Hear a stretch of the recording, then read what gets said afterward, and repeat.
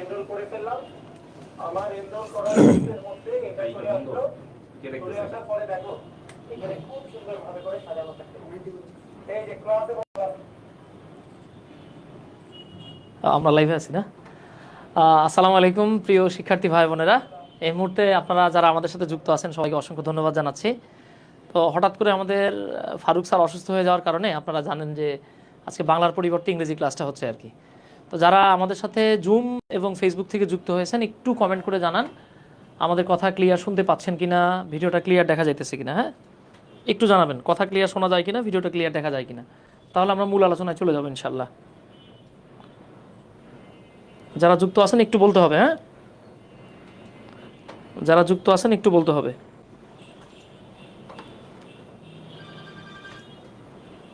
আচ্ছা, আমি একটু চেক করি। আচ্ছা আচ্ছা, ঠিক আছে, আমার এখানে আমি চেক করছি, আলহামদুলিল্লাহ সব কিছু ঠিকঠাক আছে।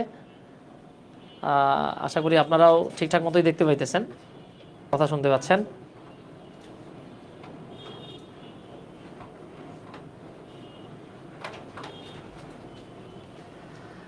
ধন্যবাদ সীমা, রাবেয়া, জাহিদুল ইসলাম, মৃদুল হোসেন সহ যারা যারা আমাদের সাথে যুক্ত আছেন।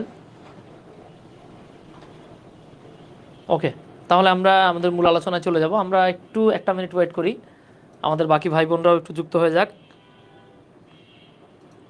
বাকিরা একটু যুক্ত হয়ে যাক, আমরা দু একটা মিনিট একটু ওয়েট করি। হ্যাঁ,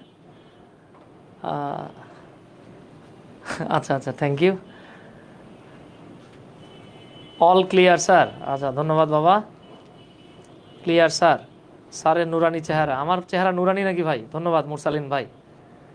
আজকে ফ্যান লাভলি লাগানোর প্ল্যান করছিলাম, যাক তাহলে আর লাগানো লাগতেছে না। স্যার ক্লাস তো ক্যান্সেল ছিল না। বাবা কি বলে, ক্লাস ক্যান্সেল হবে? এতদিন ছুটি কাটালেন তাও ক্লাস ক্যান্সেল চাচ্ছেন ভাই, এটা কিছু হইলো বলেন? সাদিয়া, ওয়ালাইকুম আসসালাম বাবা, আলহামদুলিল্লাহ। ফাইজা, এই তো, ওয়ালাইকুম আসসালাম। আচ্ছা ঠিক আছে, ধন্যবাদ। যেহেতু আমাদের সাথে অনেকে যুক্ত হয়ে গেছেন, আমার মনে হয় আর আমাদের খুব বেশি কালক্ষেপণ করার প্রয়োজন নাই। আমরা এখন আমাদের মূল আলোচনায় চলে যাব। না না না না, প্রবলেম না। আচ্ছা ঠিক আছে, ওকে ওকে। তো আমরা আজকে চলে আসছি লেকচার নাম্বার 20। হ্যাঁ, এই 20 নাম্বার লেকচারে একবারে মনে করেন T20 ম্যাচের মতো খেলতে হবে। মাথায় রাখেন এই জায়গা থেকে কোয়েশ্চেন থাকেই।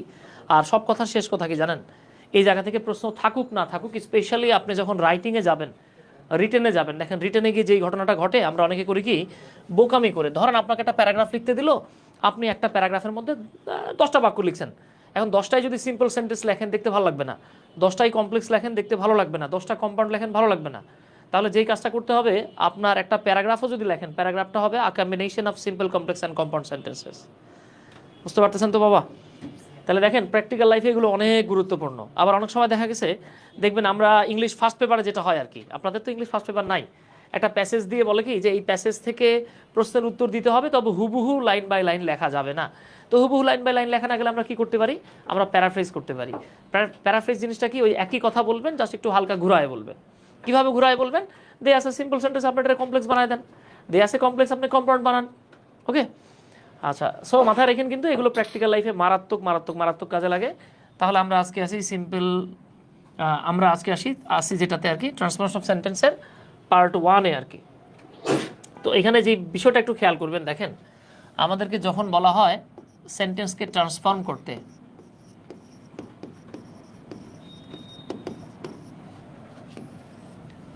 ট্রান্সফরমেশনটা অনেক রকমের হয়। তা কি কি রকমের হয় দেখেন, একটা হলো গিয়ে ওই মিনিং ওয়াইজ আপনি আমি আমরা পড়ে আসছি। সেন্টেন্স হলো 5 প্রকার। তা বাবা কি কি? 1 অ্যাসার্টিভ সেন্টেন্স, 2 ইন্টারোগেটিভ, হ্যাঁ আমার মনে হয় এগুলো না লিখলেও হবে, 3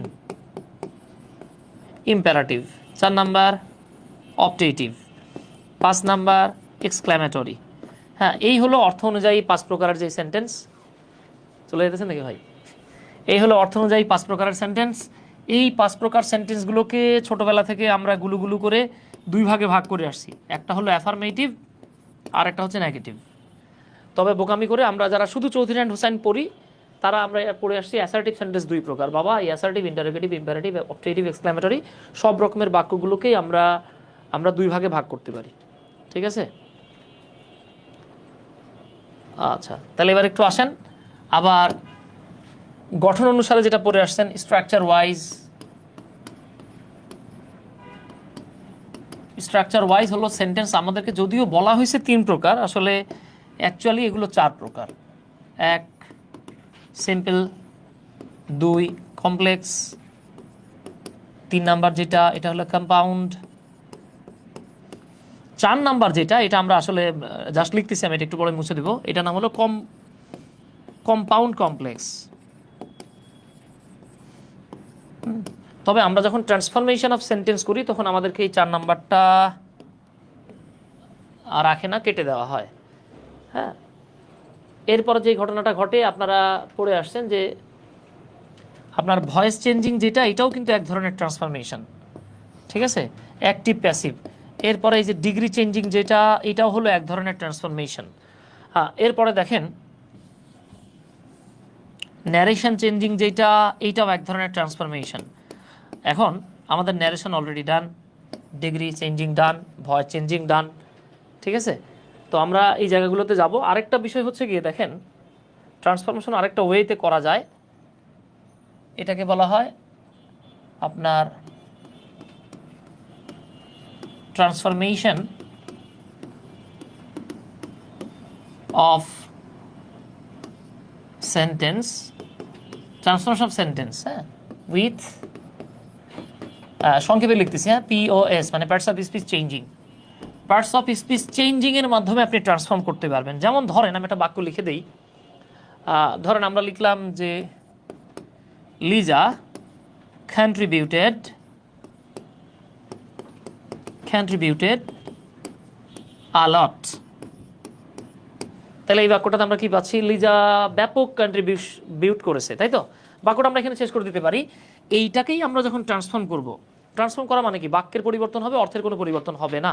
তাহলে আমরা এখানে একটা দেখেন মারাত্মক কাজ করতে পারি। আমরা দেখতে পাচ্ছি কন্ট্রিবিউটেড এই শব্দটা হলো ভার্ব, ঠিক আছে, আর এতটুকু হলো অ্যাডভার্ব।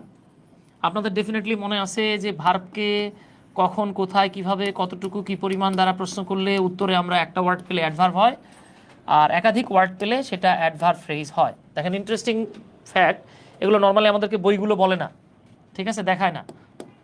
তাহলে আমি এখানে যেই কাজটা করতে পারি যে আপনি লিজা বলেন আর কলিজা বলেন আর কি। তো এই যে আমাদের লিজা কন্ট্রিবিউটেড আ লট, লিজা ব্যাপক অবদান রাখলো, এই কথাটাই দেখেন এখানে কি হিসেবে ছিল? ভার্ব হিসেবে। আমরা এটাকে নাউন বানায় দিব। তাহলে আমরা কি বলতে পারি? লিজা হ্যাড, আমি পাস্ট টেন্সে নিয়েছি, দেখেন আমি বললাম যে লিজা ব্যাপক অবদান রেখেছিল, আর আমি এখানে বলতেছি দেখেন লিজা হ্যাড আ গ্রেট, আবার আমি চাইলে গ্রেট না লিখে লিখতে পারি হিউজ। এইবার আমরা দেখেন কন্ট্রিবিউটেডটারে নাউন বানাই দিই, কন্ট্রিবিউশন। দেখছেন, খুব ইন্টারেস্টিং। এটাও হলো ট্রান্সফরমেশন অফ সেন্টেন্স। সমস্যা হচ্ছে এটা আমাদেরকে কখনোই শেখানো হয় না। এইটাকে বলা হয় প্যারাফ্রেজিং। হ্যাঁ, এটাকে বলা হয় প্যারাফ্রেজিং। আপনি যখন আইএলটিএস করবেন বা আপনি যখন হায়ার লেভেলে রাইটিং করবেন, আপনি যখন এটাকে কি বলে, আপনি যখন গবেষণামূলক কোনো লেখালেখি করবেন, হুবহু কারো লেখা কপি করা যায় না, ওইখানে প্যারাফ্রেজ করতে হয়। তো খেয়াল করে দেখেন তো, আমি এখানে বলছিলাম লিজা ব্যাপক অবদান রেখেছিল, আর আমরা এখানে কি বলতেছি? লিজার ব্যাপক অবদান রয়েছে। কথা একটাই, আগে বলতেন আই লাভ ইউ, এখন জাতীয় সঙ্গীতের দ্বিতীয় লাইন, কথা ওটাই কিন্তু, হ্যাঁ, হালকা একটু ঘুরাই বলতেছেন আর কি। তো এখানে আমরা চলে যেতেছি। তো আমরা আমাদের আজকের ট্রান্সফরমেশনে যেটা পাবো সেটা হচ্ছে সিম্পল, কমপ্লেক্স অ্যান্ড কম্পাউন্ড। আমরা এই 3টাকে পরিবর্তন করব। ক্লাস ছুটি থাকলে ঈদ ফিল হয়। আচ্ছা, যাক, ধন্যবাদ। তাহলে ঈদের পরে সমস্যা নাই, ঈদের ছুটির পরে চলে আসছেন। স্টুডেন্টরা খালি ঈদ ফিল চায় ভাই। ভাগ্য ভালো যে ঈদই চান নাই, যে ভাই সালামেও দিয়ে টিয়ে পাঠান। আচ্ছা, ঠিক আছে। তো দেখেন সিম্পল সেন্টেন্স কাকে বলে, যদি প্রশ্ন করা হয় সিম্পল সেন্টেন্স কাকে বলে? মামুন ভাই বলতেছেন নিউ টপিক। ভাই নিউ না, এটা ওল্ড টপিক, কিন্তু আমরা আসলে নিউলি শিখতেছি আর কি, বুঝছেন? তাহলে দেখেন সিম্পল সেন্টেন্স বাংলা হচ্ছে সরল বাক্য, তাই না? মানে এটা নামে সরল কিন্তু কাজে গড়ল। ওই যে আপনারা একটা গান শুনছেন না, মধু হই হই, বিষ খাওয়াইলা অনেকটা এরকম আর কি, বুঝছেন? আপনার মধু বলে বলে বিষ খাওয়াই দিবে সিম্পল সেন্টেন্স, সবচেয়ে বেশি প্যারা দিবে আর কি। তাহলে একদম ইজিলি বলতে পারি আমরা, যেই সেন্টেন্সে একটা মাত্র সাবজেক্ট আর একটা মাত্র ফাইনাইট ভার্ব থাকে সেটাই সিম্পল সেন্টেন্স। যেমন আপনি যদি বলেন হিমু রিটায়ার্ড ইন 1997, হিমু 1997 সালে রিটায়ার করছে, এই বাক্যে সাবজেক্ট হিমু, আর আমরা জানি যেই ভার্ব দেখে টেন্স চেনা যায় সেটা হচ্ছে ফাইনাইট ভার্ব। এই যে দেখেন ফাইনাইট ভার্ব হচ্ছে রিটায়ার্ড, ঠিক আছে? এফবি লিখছে আবার বলেন না ফাতিন ভাই, এটা হচ্ছে ফাইনাইট ভার্ব। তাহলে এই পুরো সেন্টেন্সে সাবজেক্ট আছে একটা, ফাইনাইট ভার্ব আছে একটা, তার মানে এটা সিম্পল সেন্টেন্স। আচ্ছা আচ্ছা, এখন প্রশ্ন হচ্ছে কি চেনার উপায় কি? ঠিক আছে, চেনার উপায় খুব সহজ, সাবজেক্ট থাকে একটা, ফাইনাইট ভার্ব থাকে একটা, আর পুরোটা মিলে একটা ক্লজ হয়ে যায়। এই ক্লজটা যেহেতু পরিপূর্ণরূপে মনের ভাব প্রকাশ করে, তাই এটার নাম হলো ইন্ডিপেন্ডেন্ট ক্লজ বা প্রিন্সিপাল ক্লজ বা স্বাধীন ক্লজ। ঠিক আছে বাবা? আচ্ছা মাশাল্লাহ। এবার আসেন, যদি প্রশ্ন করা হয় যে দাদা কমপ্লেক্স সেন্টেন্স কি, এটা খুব সহজ। যেই সেন্টেন্সে একটা ইন্ডিপেন্ডেন্ট ক্লজ, ইন্ডিপেন্ডেন্ট ক্লজ মানে কি, যেই ক্লজ দিয়ে মনের ভাব পরিপূর্ণরূপে প্রকাশ পায় এবং একটা ডিপেন্ডেন্ট ক্লজ থাকে, হ্যাঁ, সেটাই হলো কমপ্লেক্স সেন্টেন্স। আচ্ছা দেখি আপনাদের মধ্যে কে বলতে পারবেন ডিপেন্ডেন্ট ক্লজ চেনার উপায় কি? একটু কুইকলি কমেন্ট করতে হবে, ঠিক আছে? যে কমেন্ট করে আগে বলতে পারবেন তার জন্য ফার্স্ট প্রাইজ আছে। ডিপেন্ডেন্ট ক্লজ চেনার উপায় কি? ক্যামেরার সম্পূর্ণ স্ক্রিন আসতেছে না ভাই, সম্পূর্ণ স্ক্রিন নাকি আসতেছে না, দেখবেন।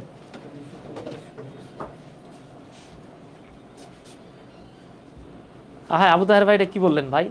ফাইনাইট ভার্ব না থাকলে তো হবে না।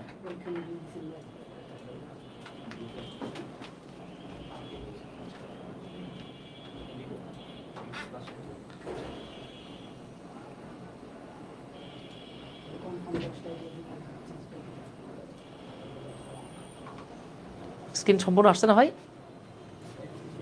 আচ্ছা একটুখানি হালকা কেটে গেছে না?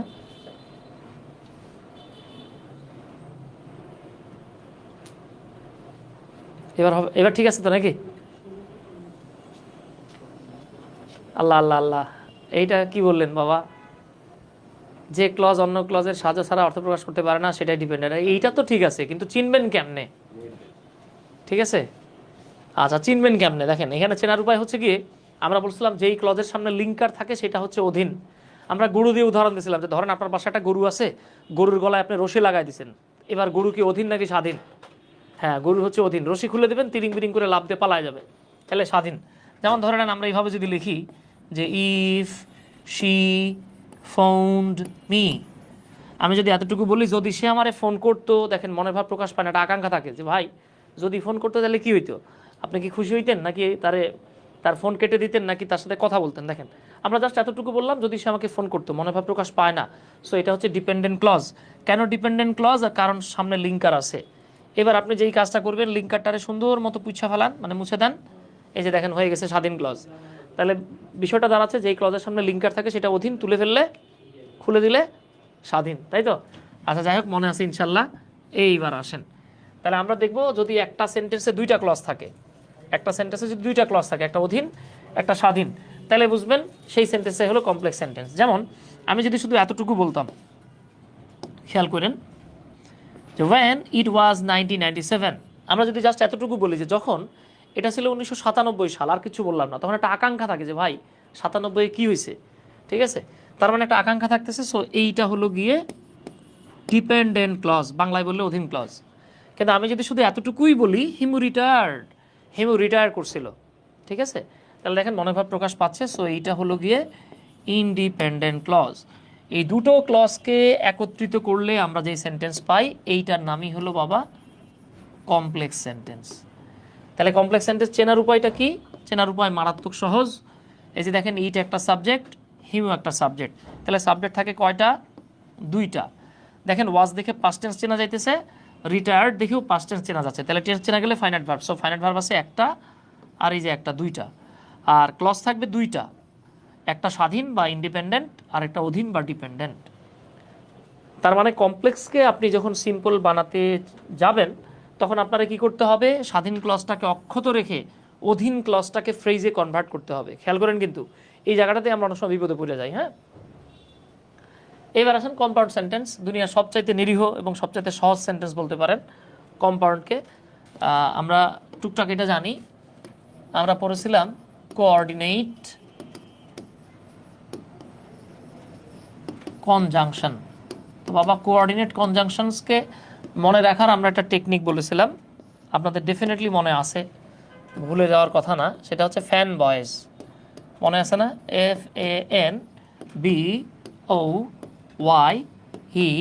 FANBOYES, fan boys. Fan boys দিয়ে কী কী বোঝায় এটা তো মনে হয় আপনাদের জানা আছে। আচ্ছা আমি লেখা দিই তারপরেও। F দিয়ে বোঝাচ্ছে ফর, A দিয়ে অ্যান্ড, N দিয়ে নর, B দিয়ে বাট, O দিয়ে অর, Y দিয়ে ইয়েট, E দিয়ে এলস এবং S দিয়ে হলো সো। ঠিক আছে, এটাকে আমরা ফ্যান বয়েজ বলছিলাম। আই হোপ আপনারা ভুলে যান নাই। তো দেখেন, আপনি যখন দেখবেন কোনো একটা সেন্টেন্সে, কোনো একটা সেন্টেন্সে স্বাধীন ক্লজ থাকবে দুইটা, মানে ইন্ডিপেন্ডেন্ট ক্লজ দুইটা থাকবে, মাঝখানে থাকবে ফ্যান বয়েজের যেই কোনো একটা, থাকলেই সেটা হচ্ছে কম্পাউন্ড সেন্টেন্স, প্যারা নাই। ঠিক আছে, ঝামেলা শেষ। যেমন দেখেন, আমি যদি শুধু এতটুকু বলি হিমু রিটায়ার্ড, এটা দিয়ে মনোভাব প্রকাশ পাচ্ছে। ইট ওয়াজ 1997, এটা দিয়েও মনোভাব প্রকাশ পাচ্ছে। মাঝখানে ফ্যান বয়েজের দ্যার ইজ অ্যান্ড আছে, তাহলে এই সেন্টেন্সটার নামই হলো কম্পাউন্ড সেন্টেন্স। চেনার উপায় কি? এইখানেও মজার ব্যাপার হলো, চেনার উপায় সাবজেক্ট থাকবে দুইটা, যে হিমু একটা, ইট একটা। ফাইনাইট ভার্ব থাকবে দুইটা, এই যে রিটায়ার্ড একটা, ওয়াজ একটা। এখন বলতে পারেন ভাই দুইটা সাবজেক্ট দুইটা ফাইনাইট ভার্ব, এই ঘটনাটা তো কমপ্লেক্সেও ছিল, তাহলে পার্থক্যটা কি?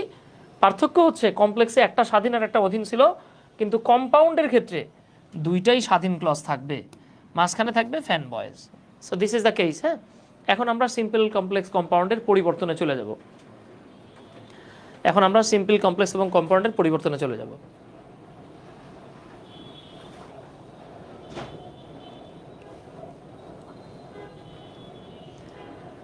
আচ্ছা, জাহাঙ্গীর আলম, উনি সুন্দর সুন্দর প্রশ্ন করে, মাশাআল্লাহ।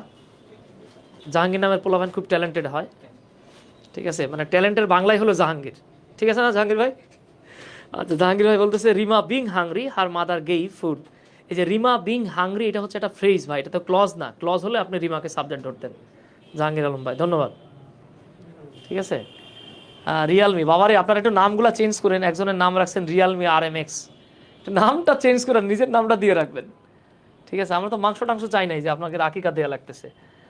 আচ্ছা, এখন আমরা সিম্পল কমপ্লেক্স কম্পাউন্ডের, যে আমি একটা পারস্পরিক তুলনা দিয়ে রাখছি, যে সেন্টেন্সে একটা সাবজেক্ট একটা ফাইনাইট ভার্ব থাকে সেটা সিম্পল সেন্টেন্স। এই যে দেখেন, আমি পারস্পরিক একটা তুলনা দিয়ে রাখছি, এটা দেখলেই বুঝবেন ইনশাল্লাহ। তো দেখেন, আমরা ওইটাই জাস্ট এইখানে শো করি। তো দেখেন, আমরা যখন সিম্পল থেকে কমপ্লেক্স করব, সিম্পল সেন্টেন্সের সাবজেক্ট পাবো আমরা একটা, কমপ্লেক্সে গেলে একটা সাবজেক্ট আপনাকে আমদানি করতে হবে। ঠিক উল্টাটা হবে, কমপ্লেক্স থেকে যখন সিম্পলে আসবেন একটা সাবজেক্টকে রেখে দিবেন, আরেকটা সাবজেক্টকে কি করবেন, সাবজেক্টিভ ফর্মটাকে পজিটিভ বানাইতে হবে। কিভাবে বানাবেন সেটা আমি দেখাবো। এরপরে সিম্পল সেন্টেন্সে ফাইনাইট ভার্ব ছিল একটা, কমপ্লেক্সে কয়টা? দুইটা। তাহলে দেখেন, সিম্পল থেকে কমপ্লেক্স করতে গেলে আপনাকে একটা ফাইনাইট ভার্ব তৈরি করতে হবে। আর কমপ্লেক্স থেকে আপনি যখন সিম্পল সেন্টেন্সে আসবেন, একটা ফাইনাইট ভার্ব থাকবেই, আরেকটা ফাইনাইট ভার্বকে আপনার নন ফাইনাইট ভার্বে কনভার্ট করতে হবে। ঠিক আছে? আচ্ছা, ও স্যার আমার নাম শিমু, অনেকবার চেঞ্জ করছি, চেঞ্জ হয় না। আচ্ছা আচ্ছা, ঠিক আছে। আচ্ছা, এবার আসেন, ক্লজ থাকে সিম্পল সেন্টেন্সে একটা, কমপ্লেক্স সেন্টেন্সে থাকে দুইটা। ঠিক আছে, তো কমপ্লেক্স সেন্টেন্সে যেটা স্বাধীন থাকে আমরা সিম্পল বানালে সেই স্বাধীনটারে স্বাধীন রাখেই। অধীন যেই ক্লজটা, খেয়াল করেন, স্বাধীনটা কোনো কিছু করা যায় না, অধীনটা সাইজ করতে হয়। অধীন ক্লজটাকে সাইজ করে আইনা সিম্পল সেন্টেন্সে ফ্রেজ বানাইতে হয়। কিভাবে বানাবেন সেটা আমি দেখাবো। আর কম্পাউন্ড হচ্ছে দুনিয়ার সবচাইতে নিরীহ ট্রান্সফরমেশন আর কি। হ্যাঁ, এখানে যে বিষয়টা হচ্ছে, দেখেন, সাবজেক্টের সংখ্যাও থাকে দুইটা, ফাইনাইট ভার্বের সংখ্যাও থাকে দুইটা, ক্লজের সংখ্যাও দুইটা। জাস্ট ওই যে আপনাকে যেই কাজটা করতে হবে, অধীন ক্লজের যেই লিঙ্কারগুলো আছে সেগুলোকে তুলে দিয়ে আপনাকে ফ্যান বয়েজ ব্যবহার করতে হবে। এই হলো গিয়ে জাস্ট পার্থক্য। তাহলে আসেন আমরা এখন সিম্পল কমপ্লেক্স কম্পাউন্ডে চলে যাব। তো আপনাদেরকে প্রথম দুটো রুল আমি ভেঙে ভেঙে দেখাচ্ছি। ঠিক আছে, আমি প্রথম দুটো রুল আপনাদেরকে ভেঙে ভেঙে দেখাই, বাকিগুলো আমরা আর ভাঙবো না। আচ্ছা, মজা পাবেন ইনশাল্লাহ, একটু মনোযোগ দিয়ে দেখেন। এগুলো হচ্ছে বিশেষ করে যারা এসএসসি এবং ইন্টারমিডিয়েটে কমপ্লিটিং সেন্টেন্স নামে একটা টপিক আছে, ওইখানেও এগুলো কাজে লাগে। এছাড়াও আর্গুমেন্টেটিভ অ্যাসে যখন আমরা লিখতে যাই তখন এগুলো কাজে লাগে। তাহলে আমরা এখন সিম্পল কমপ্লেক্স কম্পাউন্ডে যাওয়ার আগে তিনটা লিঙ্কারের ব্যবহার দেখব, এগুলোকে লিঙ্কিং ওয়ার্ড বলা হয়। প্রথমে হচ্ছে অ্যাজ, তারপরে সিন্স, এরপরে বিকজ, আবার বিকজ বললেন না কিন্তু, হ্যাঁ বিকজ। এই অ্যাজ, সিন্স, বিকজ এই তিনটা লিঙ্কারের বাংলা হলো যেহেতু, এই তিনটা লিঙ্কারের বাংলা হলো কারণ। অ্যাজ, সিন্স, বিকজ মানেই হলো যেহেতু, আবার অ্যাজ, সিন্স, বিকজ মানেই হলো কারণ।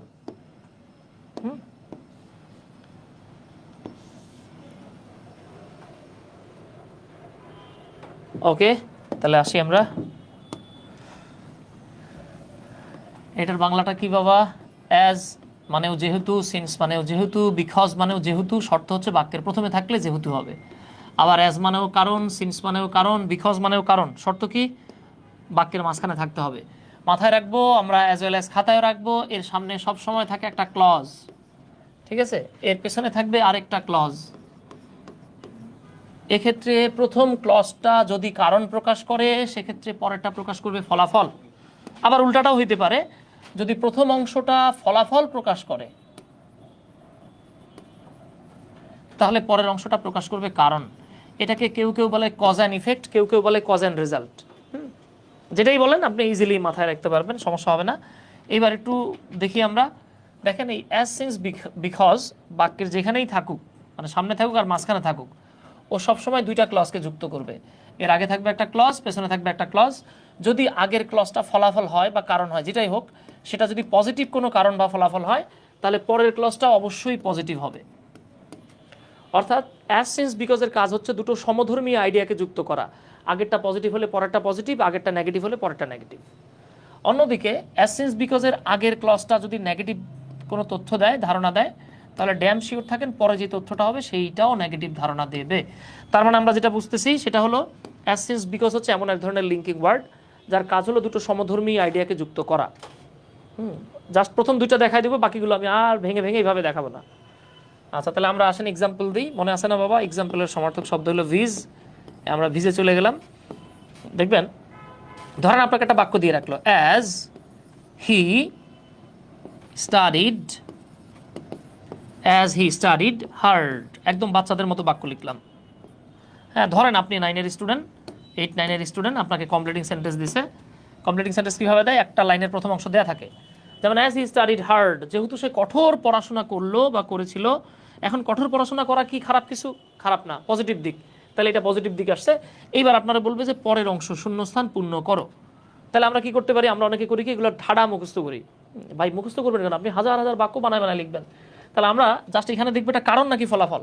তো দেখেন তো, একজন মানুষ বা একটা স্টুডেন্ট বা একজন ছেলে বা মেয়ে, সে অনেক পড়াশোনা করছে, এটা কি কারণ নাকি ফলাফল? এইটা হলো কারণ। তাহলে এই কঠোর পড়াশোনা করার ফলাফল স্বরূপ আপনাকে এখানে কিছু একটা লিখতে হবে। খেয়াল করেন, এক ঢিলে মেলা পাখি কিন্তু কনজাংশনের ব্যবহার হয়ে যেতেছে। তাহলে এবার একটু খেয়াল করেন, কারণ যেহেতু পজিটিভ, তার মানে ড্যাম শিওর আমরা এখানে ফলাফলটাও পজিটিভ হবে। তাহলে আমরা কি বলতে পারি? এখানে মাথায় রাখবো, টেন্স কোনো বিষয় না, এটা কমপ্লিটলি সেন্সের উপর ডিপেন্ড করে। ঠিক আছে, তাহলে আমরা কি বলতে পারি? ধরেন আপনি আপনার এক ফ্রেন্ডের নাম বলতেছেন, যেহেতু আমার এই ফ্রেন্ডটা কঠোর পড়াশোনা করেছে, he will get A plus, say A plus পাবে। এখন অনেকে চিন্তা করতে পারেন, ভাই এটা কি হলো? আগের অংশ পাস্ট টেন্স, পরের অংশ ফিউচার টেন্স। এটা হতে পারে, যেমন ধরেন আমরা সবাই, আপনি, আমি, আমরা এখানে যারা আছি সবাই হচ্ছি একটা ক্লাসের ছাত্র, মানে একটা ক্লাসের স্টুডেন্ট। এখন ধরেন আমরা 3 দিন আগে আমাদের পরীক্ষা শেষ হয়ে গেছে, 3 দিন পরে রেজাল্ট দেবে। খেয়াল করেন কিন্তু, আমাদের পরীক্ষা শেষ হয়ে গেছে 3 দিন আগে, রেজাল্ট দেবে 3 দিন পরে। আজকে হচ্ছে মিড ডে আর কি, হ্যাঁ, মাঝামাঝি একটা দিন। এখন আমরা বলতে পারি কিনা, ধরে নেন যে আমাদের জাহাঙ্গীর আলম ভাই, যিনি চমৎকার চমৎকার কোয়েশ্চেন করে আর কি, ধরে নেন জাহাঙ্গীর আলমের কথাই বললাম, যে জাহাঙ্গীর আলম স্টাডিড হার্ড। যেহেতু জাহাঙ্গীর আলম মারাত্মক একদম ফাটাফাটি পড়াশোনা করছে, রেজাল্ট এখনো দেয় নাই কিন্তু, তাহলে আমরা বলতে পারি কিনা যে সে এ প্লাস পাবে? হ্যাঁ, হইতে পারে। তার মানে দেখেন, আগেরটা পাস্ট, পরেরটা ফিউচার। আবার আপনি চাইলে এভাবে বলতে পারেন, যেহেতু সে কঠোর পড়াশোনা করেছিল, সেহেতু হি গট এ প্লাস। খেয়াল করছেন?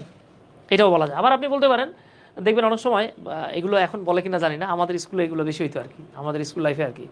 দেখবেন একজন স্যার আজ থেকে 5 বছর আগের, হ্যাঁ, আজ থেকে 5 বছর ব্যাকে বা 15 বছর আগে একজন স্টুডেন্ট খুব ভালো পড়াশোনা করছে, তখন তার মনে করেন এ প্লাস ছিল না, বলতো স্টান্ট। 15 বছর, 20 বছর, 30 বছর আগে ধরে নেন, স্টান্ট করছে, এই করছে, সেই করছে। দেখবেন অনেক পড়াশোনা করছে, আজ থেকে 25 বছর আগে এক স্টুডেন্ট, স্যার এখনও তার কথা বলে। তাহলে আমরা বলতে পারি কিনা, দেখেন অ্যাজ হি স্টাডিড হার্ড, যেহেতু সে কঠোর পড়াশোনা করেছে, আমরা এখনও কি বলতে পারি? টিচার্স, শিক্ষকেরা, লাইক হিম। অথবা টিচার্স রিমেম্বার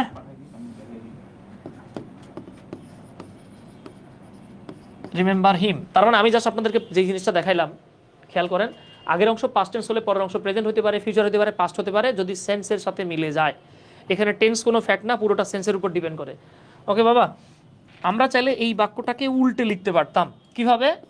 সেক্ষেত্রে আমরা এইভাবে লিখতাম, he will get A plus as he studied hard. এইখানে যে ঘটনাটা ঘটবে, আপনি যখন ডিপেন্ডেন্ট ক্লজটা শুরুতে লিখবেন, দেখেন অর্থাৎ লিঙ্কার সামনে থাকবে, এক্ষেত্রে প্রথম ক্লজের পর একটা কমা দিতে হয়। মডার্ন ইংলিশে এই কমাকে বলা হয় সেপারেটর। কেন সেপারেটর? কারণ সে দুটো ক্লজকে সেপারেট করছে। ঠিক আছে বাবা? আর যদি অ্যাস্টারে মাঝখানে লেখেন তখন আবার কমা দিতে যায় না, তাহলে সেন্টেন্স কিন্তু ভুল হয়ে যাবে। এখানেও দেখেন সেম অবস্থা, যে একজন মানুষ এ প্লাস পাবে কারণ সে কঠোর পড়াশোনা করেছিল। এই দেখেন দুটোই পজিটিভ। আমরা চাইলে এটাকে নেগেটিভ পজিটিভে লিখতে পারি। যেমন ধরুন আপনি বললেন সিন্স হি ওয়াজ লেচারাস, ধরেন ওয়াজ না, আমরা ইজ লিখলাম, সিন্স হি ইজ লেচারাস। লেচার মানে হচ্ছে লুচ্চা, ঠিক আছে? লেচারাস মানে দুশ্চরিত্র, শব্দটা শিখে রাখেন। হ্যাঁ, লেচার শব্দটা হচ্ছে নাউন, এটার অ্যাডজেক্টিভ হচ্ছে লেচারাস। দেখেন সিন্স হি ইজ লেচারাস, যেহেতু তার চরিত্র ভালো না, তাহলে দেখেন এই যে একটা মানুষের চরিত্র ভালো না, এটা কি পজিটিভ কথা? পজিটিভ না, নেগেটিভ কথা। এই চরিত্র খারাপ হওয়ার কারণ স্বরূপ আপনার এবার ফলাফলটা লিখতে হবে এইখানে। তাহলে ফলাফল কি হবে বাবা? লিখে দেন তো দুই একটা বাক্য লিখে দেন তো। নেগেটিভ, এই যে নেগেটিভ বসছে রায়হান অপু, দেখেন। তাহলে আমরা কি বলতে পারি? যেহেতু সে দুশ্চরিত্র, তার ক্যারেক্টার ভালো না, ফলস্বরূপ দেখেন উই অ্যাভয়েড হিম, আমরা তাকে অ্যাভয়েড করি। খেয়াল করছেন? এখন অনেকে বলতে পারে যে ভাই নেগেটিভ বললেন কিন্তু নট তো লিখলেন না। বাবারে, আমরা নেগেটিভ বলতে যে নট যুক্ত বাক্য বোঝায়, আমরা বোঝালাম বাক্যটা ইতিবাচক নাকি নেতিবাচক, হা বোধক না বোধক বুঝায় নাই কিন্তু। হ্যাঁ, আচ্ছা, আমাদের আম্মাজান লিখছে এভরিবডি হেইট। মাগো মা আমার, আপনি কেন ভুলে গেলেন? আপনারা না বলছি প্রথম প্রেম ভোলা যায় না, প্রয়োজনে বরিশাল যাক। আমরা এইভাবে বলছিলাম, দেখেন আমরা বলেছিলাম দুনিয়ার যত বডি আছে, শুধু স্টিল বডি আর ডেড বডি, এই দুটা বাদ, যে কোনো যত body, somebody, anybody, nobody, everybody, someone, anyone, no one, everyone, something, anything, nothing, everything. ভুলে গেছেন বাবা? এগুলা কি জিনিস? Third person singular number. তাহলে একটা এস যোগ করতে হবে না? হ্যাঁ, তাহলে আপনারা ওই যে হেইট না দিয়ে হেইটস দিবেন আর কি। হ্যাঁ, আপনি যেখানে দিতে পারেন এভরিওয়ান, এভরিবডি, এই যে আমরা লিখতে পারি এভরিবডি হেইটস হিম, সবাই তাকে ঘৃণা করে। ওকে, তাহলে আমার দৃঢ় বিশ্বাস এই জায়গাতে আর কোনো সমস্যা হবে না। এইবার আসেন আমরা সেম আরেকটা রুল দেখব, দেখে আমরা সিম্পল কমপ্লেক্স কম্পাউন্ডে চলে যাব। হ্যাঁ, তাহলে এবার দেখেন, আপনি যদি কখনো এরকম পান দৌ, আচ্ছা দৌ বলবো না, আমরা আগে অল দৌ বলবো। হ্যাঁ, মাথায় রাখবেন অল দৌ ইজ মোর ফর্মাল দ্যান দৌ, অল দৌ অথবা দৌ। আচ্ছা, আরেকটা জিনিস আপনাদেরকে প্যাচে ফেলার জন্য দিতে পারে, এটা উচ্চারণ করতে পারবেন কিনা? অনেকে এটাকে আলবেইট বলে, উচ্চারণ হচ্ছে অল বি ইট। দেখেন জিনিসটা ছিল এরকম, অল প্লাস বি প্লাস ইট ইকুয়াল হয়ে গেছে অল বি ইট। অল বি ইট, এই অল বি ইট মানে হলো যদিও। আপনি বললেন যদিও ওর অনেক টাকা পয়সা, কিন্তু সে কিপটা। অল বি ইট। হ্যাঁ, আলবিট না তো, এই আলবিট লিখছেন কেন ভাই? আচ্ছা দেখেন, এর সামনে থাকতে পারে সিমিলারলি একটা ক্লজ, সংক্ষেপে সিএল লিখলাম, ক্লোরিন বলে আবার বিপদে পড়েন না। পেছনে আরেকটা ক্লজ লিখলাম আমরা, এক্ষেত্রে আগের ক্লজটা যদি কারণ প্রকাশ করে পরেরটা ফলাফল, সিমিলারলি আগেরটা যদি ফলাফল প্রকাশ করে তাহলে পরেরটা হবে কারণ। ওকে, আচ্ছা, এটা বাক্যের মাঝে থাকুক, শুরুতে থাকুক, যেখানেই থাকুক, অলদোর বাংলা হলো যদিও। এক্ষেত্রে দেখেন যদি সামনে একটা ক্লজ পান, পেছনে একটা ক্লজ পান, এক্ষেত্রে আগের ক্লজটা পজিটিভ হলে পরেরটা হবে নেগেটিভ, আগেরটা নেগেটিভ হলে পরেরটা হবে বাবা পজিটিভ। তার মানে দোয়ালদো হলো এমন এক ধরনের লিঙ্কিং ওয়ার্ড যার কাজ হচ্ছে দুটো বিপরীত ধর্মী আইডিয়াকে যুক্ত করা। কোনটা? না না না না না না, লাগবে না। আচ্ছা আচ্ছা, ঠিক আছে। আচ্ছা, তাহলে দেখেন আমরা একটা বাক্য দিই, খুব ইজিলি আমরা পারবো ইনশাল্লাহ। হ্যাঁ, ধরেন আমরা একটা উদাহরণ দিচ্ছি, এই যে আমরা একটা এক্সাম্পলে চলে আসছি। ধরেন আপনার একটা বাক্য দেয়া হলো, ধরেন অলদো হি woke আপ, হ্যাঁ ওয়েক পাস্ট টেন্স হচ্ছে woke, হ্যাঁ although he woke up late, যদিও সে ঘুম থেকে দেরি করে উঠলো, তাহলে দেখেন ঘুম থেকে দেরি করে উঠছে, এটা কিন্তু কারণ। তাহলে এটার ফলাফল স্বরূপ কি হওয়া উচিত সেটা আমরা এখন লিখব। এখন এই যে যখনই দো অলদো লিখছি, দেরি করে ঘুম থেকে ওঠে এটা একটা নেগেটিভ কথা, কিন্তু রেজাল্ট যেটা এটাকে অবশ্যই পজিটিভ হইতে হবে। তাহলে আমরা কি বলতে পারি, যদিও সে দেরি করে ঘুম থেকে উঠলো কিন্তু he reached the class timely, সে সময় মতো ক্লাসে পৌঁছালো। এই যে দেখেন সময় মতো ক্লাসে পৌঁছাইছে, এটা একটা পজিটিভ কথা, কিন্তু সে ঘুম থেকে দেরি করে উঠছে এটা একটা নেগেটিভ কথা। এই নেগেটিভ পজিটিভটা যুক্ত করছে কিটা বাবা, দো অলদো। আশা করি ইনশাআল্লাহ এতটুকু নিয়ে আজকে 10টা থেকে মেগা এক্সাম শুরু, আপনি বলবেন? আচ্ছা, আজকে রাত 10টা থেকে আপনাদের মেগা এক্সাম শুরু হবে কিন্তু, হ্যাঁ স্যার লাইভ ক্লাসে বিজ্ঞাপন আসে কেন? না বিজ্ঞাপন তো আচ্ছা আসতে পারে আর কি, আসতে পারে, এটা ফেসবুকে এই কাজটা করে বাবা, হ্যাঁ তাহলে জুমে করতে পারেন। এই আমাদের এরকম হয়, যেমন আমার তো মনিটাইজেশন কিছু নাই, আপনি দেখবেন ওই আমার একটা ভিডিওতে গেছেন আপনি, এরকম হইতে পারে ভাই। এটা কেন হয়? ফেসবুকের কাজ না, ফেসবুক তাদের ইনকামের একটা সিস্টেম করে রাখছে বাবা। 100 মার্কের পরীক্ষা হবে, সময় পাচ্ছে 75 মিনিট সময় পাবেন, 100 মার্কের পরীক্ষা হবে, আর রাত্রে 10টা থেকে সবাই এক্সাম দিবে তো নাকি? আগামীকাল রাত 12টার পরে কিন্তু আর এক্সাম দেওয়া যাচ্ছে না, সো আগামীকাল রাত 12টার মধ্যে অবশ্যই সবাই এক্সাম দিবেন। আর যারা ফার্স্ট হবেন তাদের জন্য ফার্স্ট প্রাইজ হচ্ছে তাদের বাসায় তাদের খরচে আমাদের পুরো টিমকে নিয়ে 3 দিন লাঞ্চ করার সুযোগ পাবেন, ঠিক আছে তো জাহাঙ্গীর ভাই? আচ্ছা, যারা সেকেন্ড হবেন তারা ডিনার করাই দিন, আমাদের এত খাওয়া টাওয়ার আসলে ইচ্ছা নাই, তারপরেও জোর করলে আমরা আসবো। তো এতটুকুর মধ্যে আশা করি কারো কোনো সমস্যা নাই। দেখেন আমরা সিম্পল কমপ্লেক্স কম্পাউন্ড যখন ধরলেই শেষ হয়ে যাবে, হ্যাঁ ধরলেই শেষ হয়ে যাবে। আমি জাস্ট আপনাদেরকে বেসিকটা দেখাই দিচ্ছি। এখন যেই বেসিকটা আপনাদেরকে দেখাবো, এই বেসিকটা আমরা অধিকাংশ টিচাররা ভুল করি, ঠিক আছে? আমি আপনাদেরকে একটা বাংলা বাক্য লিখে দিচ্ছি, আপনারা এটা ইংরেজি বানাবেন, দেখি কে পারেন। রূপা লিখলাম, যার রূপা লিখতে ভালো লাগবে না তিনি লিখবেন সোনা, আরো ভালো না লাগলে তাহলে ডায়মন্ড লিখেন। ধরেন আমি লিখলাম রূপা আমার, ওই যে অনেকে আমি রূপা লিখলে রাগ করে, স্যার রূপা লিখছেন কেন? তা আমি এই জন্য বলি সোনা লেখা, তাহলে মনে ওই যে গোল্ড লিখে ফেলছে একজন, দেখছেন? রূপা আমার অফিসে এসেছিল, হ্যাঁ সিলভার এটা ইংরেজিতে কনভার্ট করেন তো। স্যার ম্যাডামের নাম লেখেন, ভাই ম্যাডামের নাম তো লেখা যাবে না, বিশাল বড় নাম, অনেক বড় নাম, যে বোর্ডে জায়গা হবে না। একজন লেখছে এজি কি স্যার আর্জেন্টাম না নাকি? এজি কি রূপা? আচ্ছা রূপা সিলভার কি আলাদা নাকি স্যার? একই জিনিস? আচ্ছা আল্লাহ, একজন জিজ্ঞেস করতেছে টপিক কি, ও আপনি এক্সামের টপিক জানেন না?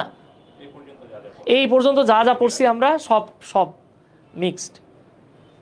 সরি, নেগেটিভ মার্কিং আছে, নেগেটিভ মার্কিং আছে না? 4টা ভুল হলে 1 মার্ক দিয়েন, এক্সামটা দিয়েন, হ্যাঁ এক্সাম দিয়েন, আল্লাহর রহমতে ইনশাল্লাহ। এমন হইতে পারে যে দেখা গেছে হুবহু কমন না পাইলেও আপনারা ওই রুল থেকে বা একটু ঘুরায় কোশ্চেন কমন পেতে পারেন। এই যে মারাত্মক একটা কাজ করছেন, সবাই লিখছেন যে রূপা আমার অফিসে এসেছিল, বাক্যটা কি হবে দেখেন, খুব ইন্টারেস্টিং একটা ঘটনা। তাহলে আমরা কি লিখবো, যে রূপা came to my অফিস। বাক্য আমরা এখানে শেষ করে দিতে পারতাম, কিন্তু আমরা চিন্তা করলাম আজকে রূপার একদিন, আমাকে যতদিন লাগে আমরা এই বাক্যটা একটু বড় করব। তো ধরে নেন আমাদেরকে একজন জিজ্ঞেস করলো যে ভাই রূপা যখন অফিসে আসছিল তা কি পরে আসছিল, তখন আমি বলতে পারি দেখেন শাড়ি পরে। আল্লাহ, এই আমরা এই যে আমরা লিখতেছি শাড়ি পরে, শাড়ি পরে। এখন মজার ব্যাপার হচ্ছে শাড়ি পরে কথাটা আমি কিন্তু রূপার আগে লিখতে পারি, হ্যাঁ আবার আমি চাইলে দেখেন রূপার পরেও লিখতে পারি। আমি এভাবে লিখতে পারি রূপা শাড়ি পরে আমার অফিসে আসছিল। আবার আমি এভাবে বলতে পারি রূপা আমার অফিসে শাড়ি পরে এসেছিল, মানে সবগুলো একই কিন্তু, তাই না? এইবার পুরো বাক্যটাকে আপনারা কনভার্ট করেন, দেখি কিটা পারে। এইখানেই খেলা হবে, হ্যাঁ হ্যাঁ রাসেল ভাই, আয়শা ইসলাম, আচ্ছা এইবার একটু ট্রাই করেন তো। দেখেন যারা এই বাক্যটাকে অনুবাদ করতে যায় এখানে মোটামুটিভাবে 90% স্টুডেন্ট এখানে একটা কট খায় যায়। কটটা কি খায় জানেন? তারা লেখে কি, এই যে আমাদের অলরেডি রায়হান অপু খায়া গেছে, হ্যাঁ রায়হান অপু ভাই, অনিকা খায়া ফেলছে রে, পেট ভরা ক্ষুধা, ঠিক আছে। ও মা গো, তামান্না জুই এই কাজ করলেন। দেখেন আপনি যখন বলবেন Rupa came to my office, wearing আর শাড়ি, এই বাক্যটা আপনার কাছে বাংলায় মনে হচ্ছে কি ওফ মিলে গেছে তো, কিন্তু এই বাক্যে আসলে মনে করেন ভয়ঙ্কর একটা মানে এত বড় দুর্ঘটনা ঘটছে আপনি কল্পনা করতে পারবেন না। এই বাক্যটা একজন ইংরেজ যদি শোনে সে পেটে হাত দিয়ে শুয়ে পড়বে আর উঠবে না, শেষ। এই বাক্যের বাংলা হয়ে গেছে রূপা যখন আপনার অফিসে আসছে তখন আপনি অফিসে শাড়ি পরাই দিয়েছেন। ইংরেজির একটা সিস্টেম হচ্ছে যার মডিফায়ার তার সাথে থাকে। দেখেন অফিসে আসছে কিটা, রূপা, শাড়ি পরছে কে, রূপা নাকি অফিস, শাড়ি পরছে কিন্তু রূপা। এই যে আমি যখন শাড়ি পরে কথাটা ইংরেজিতে লিখবো ওয়ারিং আ শাড়ি, তখন এই তথ্যটা যিনি শাড়ি পরছেন তার সাথে দিতে হবে। কিন্তু আপনারা অনেকে করলেন কি, এই যে রূপার শাড়ি খুলে সোনারে মানে অফিসে পড়াই দিলেন, এটা একটা জঘন্য অপরাধ হয়ে গেছে। তাহলে ইংরেজির ক্ষেত্রে যে ঘটনাটা ঘটবে, বাংলায় আপনি এই শাড়ি পরে সামনে লেখেন, মাঝে লেখেন, পিছে লেখেন, দেখেন একদম 100% কারেক্ট। কিন্তু ইংরেজিতে এই বাক্যটা ভুল। এটার নাম বলা হয় dangling modifier. Dangling modifier, dangling modifier, এটার একটা চমৎকার নাম আছে, সেটা হচ্ছে মিসপ্লেসড মডিফায়ার। অর্থাৎ আপনি মডিফাই করছেন ঠিকই, কিন্তু প্লেসটা বাবা মিস হয়ে গেছে। হ্যাঁ, এইখানে গিটু লাগছে। তাহলে বাক্যটা যেটা হবে সেটা হচ্ছে এই যে শাড়ি পরা কথাটা হয় রূপার ঠিক পরে লিখবেন, আর না হলে রূপার ঠিক আগে লিখবেন। এটা হবে wearing a sari, Rupa came to my office, অথবা Rupa wearing a sari came to my office. কারণ আমরা ইংরেজিতে যেই ঘটনাটা জানি, এটা নিয়ে একটা ক্লাস হবে আপনাদের, সেটা হচ্ছে আমরা যেই ওয়ার্ড সম্পর্কে তথ্য দেই এটাকে বলা হয় রুট ওয়ার্ড, অথবা ওইটাকে বলা হয় হেড ওয়ার্ড। আমরা রুট ওয়ার্ডকে মডিফাই করলে মডিফায়ারটা সামনে লিখব, অথবা রুট ওয়ার্ডটাকে মডিফাই করলে মডিফায়ারটা পেছনে লিখব। আপনি যার তথ্য ঠিক তার পেছনেই লিখবেন, ঠিক আছে? যদি আপনি সামনে দেন তখন এটাকে বলা হয় প্রি মডিফায়ার, আর যদি তথ্যটা পেছনে দেন এটাকে বলা হয় পোস্ট মডিফায়ার। ওকে, এই হলো ঘটনা। তাহলে দেখেন আমরা যখন সিম্পল কমপ্লেক্স কম্পাউন্ড করতে যাব, সিম্পল কমপ্লেক্স কম্পাউন্ড করতে গেলে মোটামুটিভাবে আমি মনে হয় তাও কম বলে ফেলছি, 90% স্টুডেন্টস যেই ঘটনাটা ঘটায় ফেলে তারা সিম্পল করে এইভাবে যে দেখেন ওয়ারিং এর শাড়ি, এই তথ্যটা যখন আপনি মানে জায়গা মতো না দিয়ে ভুল জায়গায় দিবেন বাক্য কাটা যাবে। ঠিক আছে বাবা? আচ্ছা, আর ওয়ারিং এর শাড়িটা যখন আপনি সামনে লিখবেন তখন এটা কমা দিতে হবে। তাহলে আসেন আমরা আমাদের সিম্পল কমপ্লেক্স কম্পাউন্ডে চলে যাই। তার আগে প্রোনাউনগুলো একটু দেখা রাখেন। আমরা যখন পড়ছি প্রোনাউনের 5টা করে ফর্ম পড়ে আসছি, আপনাদের ডেফিনেটলি মনে আছে। I, me, my, myself, mine. ঠিক আছে বাবা? এই যে দেখেন তো, আই হলো সাবজেক্টিভ ফর্ম, মি হলো অবজেক্টিভ ফর্ম, আমরা মাইটাকে বলছিলাম পিসি মানে পজিটিভ কেস, কেউ কেউ পজিটিভ অ্যাডজেক্টিভ বলে। মাইসেলফ ছিল হচ্ছে রিফ্লেক্সিভ ফর্ম, আর এটা ছিল হচ্ছে ডাবল পজিটিভ ফর্ম। তো আমরা যখন প্রোনাউনগুলোকে কমপ্লেক্স থেকে সিম্পলে আনবো, তখন আমাদের যেই কাজটা করতে হবে, সাবজেক্টিভগুলোকে পজিটিভ কেসে কনভার্ট করতে হবে। অর্থাৎ যদি থাকে আই, আপনি বানায় ফেলবেন মাই। যদি থাকে উই, আপনি বানায় ফেলবেন এটাকে আওয়ার। যদি থাকে ইউ, তাহলে বানায় দিবেন ইওর। যদি থাকে হি, তাহলে হবে হিজ। যদি থাকে শি, আবার বলেন না তাহলে কি শিজ হবে? না বাবা, যদি থাকে শি তাহলে হবে হার, আর যদি দে থাকে তাহলে এটা হচ্ছে দেয়ার। ওকে, এইবার আসেন আমরা সিম্পল কমপ্লেক্স কম্পাউন্ডের পরিবর্তনে চলে যাব। ঠিক আছে, আসেন। আচ্ছা, তার আগে এই যে আমরা বিসিএস এর একটা কোয়েশ্চেন রাখছি, এই প্রশ্নটা আসছে 40তম বিসিএসে। দেখি আপনাদের মধ্যে কে আছেন যিনি এই প্রশ্নটা সঠিক উত্তর দিতে পারেন। এই বাক্যটা দেখে কি মনে হয় বলেন, এটা কি সিম্পল কমপ্লেক্স নাকি কম্পাউন্ড? আল্লাহ, রোকেয়া বেগম বলতেছে আমি কেবল আসলাম, সমস্যা নাই, রেকর্ডেড ভিডিওটা দেখে নিন বাবা। মিনতি রায় বলছেন বি, আহসান ভাই এ, আরাফাত ভাই, ওরে বাবা, এই তো আপনারা তো সুন্দর লিখতেছেন। দেখেন আপনারা কেন যে ভুলে যান বাবা গো, মা গো। এইদিকে দেখেন তো, আমরা না বলছিলাম ফ্যান বয়েজ, FANBOYES। আমরা বলেছিলাম যদি কখনো ফ্যান বয়েজের আগে থাকে স্বাধীন ক্লজ, আর যদি কখনো এর পেছনে থাকে আরেকটা স্বাধীন ক্লজ, তাহলে সম্মিলিতভাবে এরা হয়ে যাবে কম্পাউন্ড সেন্টেন্স। তাহলে একটু খেয়াল করেন তো, we must not be late, আমরা অবশ্যই দেরি করব না। We will miss the train, আমরা ট্রেনটা মিস করে ফেলবো। এই সামনেরটা স্বাধীন, পেছনেরটা স্বাধীন, তাহলে দুই স্বাধীন, মাঝখানে ফ্যান বয়েজের ই আছে না, এই যে ই দিয়ে এলস চলে আসছে, তাহলে এটা হলো কম্পাউন্ড সেন্টেন্স। অনেকে এটাকে কমপ্লেক্স বলে, ঠিক আছে? এই তো মাশাল্লাহ। আচ্ছা আচ্ছা, আমাদের অলমোস্ট সবাই কারেক্ট আনসার লিখছেন, তাই না?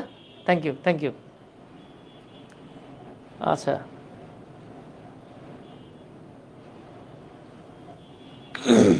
আচ্ছা তাহলে আসেন আমরা এবার সিম্পল কমপ্লেক্স কম্পাউন্ডে চলে যাচ্ছি। তার আগে আপনাদেরকে আরেকবার মনে করায় দেই বাবা, আমি আপনাদেরকে বলেছিলাম এই যে দেখেন অ্যাজ সিন্স বিকজ দ্বারা দুটো বাক্য যুক্ত হলে, অ্যাজ সিন্স বিকজ দ্বারা দুটো ক্লজ যুক্ত হলে প্রথমটা কারণ হলে পরেরটা ফলাফল হয়, মনে আছে তো? এক্ষেত্রে আগের অংশ পজিটিভ হলে পরের অংশ পজিটিভ, আগের অংশ নেগেটিভ হলে পরের অংশ নেগেটিভ। এবার আমি একটা বাক্য লিখব, আপনারা বলবেন কোন ক্লজটা স্বাধীন আর কোন ক্লজটা অধীন। সিন্স হি হ্যাজ হিউজ মানি, যেহেতু তার অনেক টাকা আছে,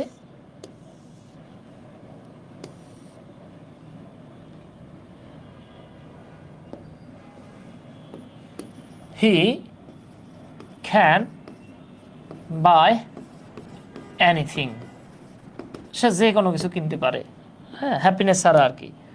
আপনারা আমাকে বলবেন, আমি প্রথম ক্লজের নিচে লিখলাম এই, দ্বিতীয় ক্লজের নিচে লিখলাম বি, আপনারা বলবেন এই দুইটার মধ্যে কোনটা ইন্ডিপেন্ডেন্ট কোনটা ডিপেন্ডেন্ট। ও বাবা, অনিকা, লিজা, তামান্না তো সব লিখে ফেলছেন আগে থেকে, ঠিক আছে? হ্যাঁ, এই তো, থ্যাংক ইউ মাশাল্লাহ। রফিকুল ভাই, নাইমা খানম, আলামিন শাহ, লিওন ভাই, তো রুকাইয়া, মোরসালিন। হ্যাঁ, আমরা জানি যেই ক্লজের সামনে লিঙ্কার থাকে সেটা কি হয় বাবা, বাংলায় যদি বলি আমরা তাইলে এটা হইতেছে অধীন ক্লজ। আর এতটুকু বললে মনে ভাব প্রকাশ পায়, এটা হলো স্বাধীন ক্লজ। ইংরেজিতে বললে এইটা হলো ইন্ডিপেন্ডেন্ট ক্লজ, ইংরেজিতে বললে এতটুকু হচ্ছে ডিপেন্ডেন্ট ক্লজ। মাশাল্লাহ, মারহাবা। তাহলে আসেন এখন আমরা সরাসরি সিম্পল, কমপ্লেক্স অ্যান্ড কম্পাউন্ডের পরিবর্তনে চলে যাইতেছি, ঠিক আছে? আচ্ছা, আমি আপনাদেরকে এখন একটা মারাত্মক রুল বলবো। তো এই রুলটা শোনার পর অনেকের একটু ঝাঁকিটাকি লাগবে আর কি, যে ভাই ঘটনা কি, আমরা তো এইভাবে পড়ে আসছি, আপনি তো এইভাবে বলেন নাই, বা আমরা তো বই এভাবে দেখি নাই, ঠিক আছে? সো একটু নড়েচড়ে বসেন, একটু নড়েচড়ে বসেন। ইনশাল্লাহ এখন একটা দুর্দান্ত রুল দেখবো আমরা, এটাকে আপনি বলতে পারেন রুল নাম্বার 1। তাহলে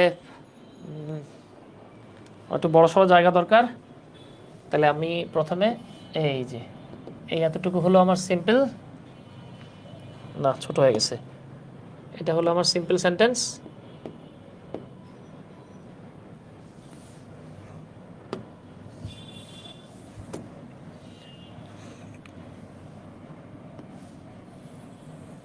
এটা সিম্পল সেন্টেন্স, এই হলো আমাদের কমপ্লেক্স সেন্টেন্স, আর পেছনের অংশটা হলো কম্পাউন্ড। হ্যাঁ, আমি তাহলে আঁকি এইখানে, আল্লাহ,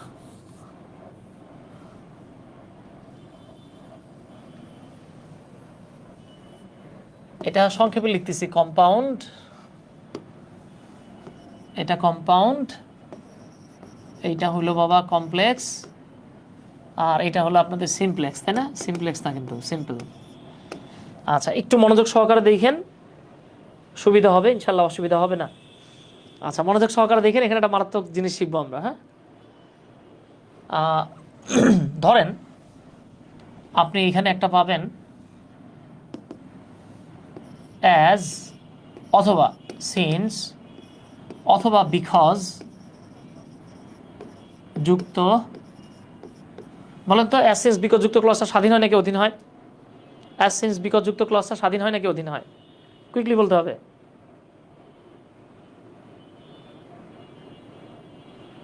এই তো, থ্যাংক ইউ।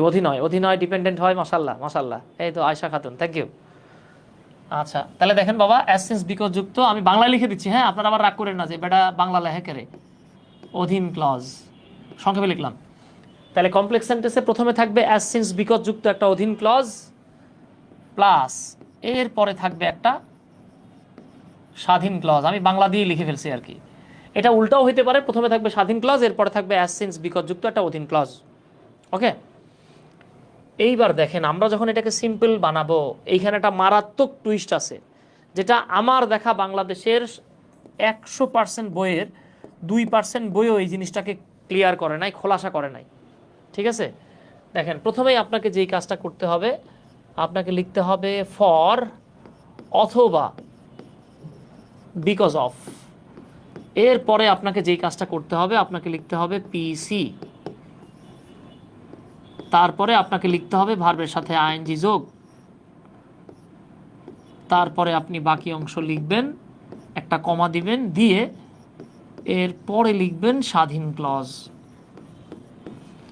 আচ্ছা, এখন যেই বিষয়টা বলবো আর কি, দেখেন বাংলাদেশি বইগুলো কোনো দিনও আমাদেরকে এখানে একটা জিনিস খোলাসা করে নাই, সেটা হচ্ছে এই পজিটিভ কেসটা কি আমরা অলওয়েজ লিখব, আমরা কি সবসময় লিখবো এটা, নাকি এটা কখনো চাইলে বাদ দেওয়া যায়, কখনো চাইলে লেখা যায়। হ্যাঁ, এখানে ঘটনা হচ্ছে কিছু কিছু জায়গা আছে আপনি পজিটিভ কেস লিখলে বাক্য ভুল হবে, আবার কিছু কিছু জায়গা আছে পজিটিভ কেস না লিখলে ভুল হবে। তাইলে ভুল হবে নাকি ভুল হবে না, এটার জানার পেছনে আপনাকে অবশ্যই রুলটা জানতে হবে। তাহলে আসেন ভুল থেকে রুলে আসি। তার আগে আমি আপনাদেরকে দুইটা বাক্য লিখে দেখাই, মনোযোগ সহকারে দেখেন বাবা, না বুঝলে আমি তো আসি, ঠিক আছে? মনোযোগ সহকারে দেখেন, না বুঝলে আমারে বলেন। আচ্ছা দেখেন, আমি একটা বাক্য লিখতেছি, ধরেন এটা হলো এ, অ্যাজ হি ওয়ার্কস হার্ড, যেহেতু সে কঠোর পরিশ্রম করে, he will shine in life, সে জীবনে উন্নতি করবে। আচ্ছা, 2 নম্বর বাক্য আমি একটা লিখতেছি, দেখেন অ্যাজ হি ওয়ার্কস হার্ড উই রিভিয়ার, আমি আপনাদের এর আগেও বলেছিলাম রিভিয়ার মানে সম্মান করা বা শ্রদ্ধা করা, উই রিভিয়ার হিম।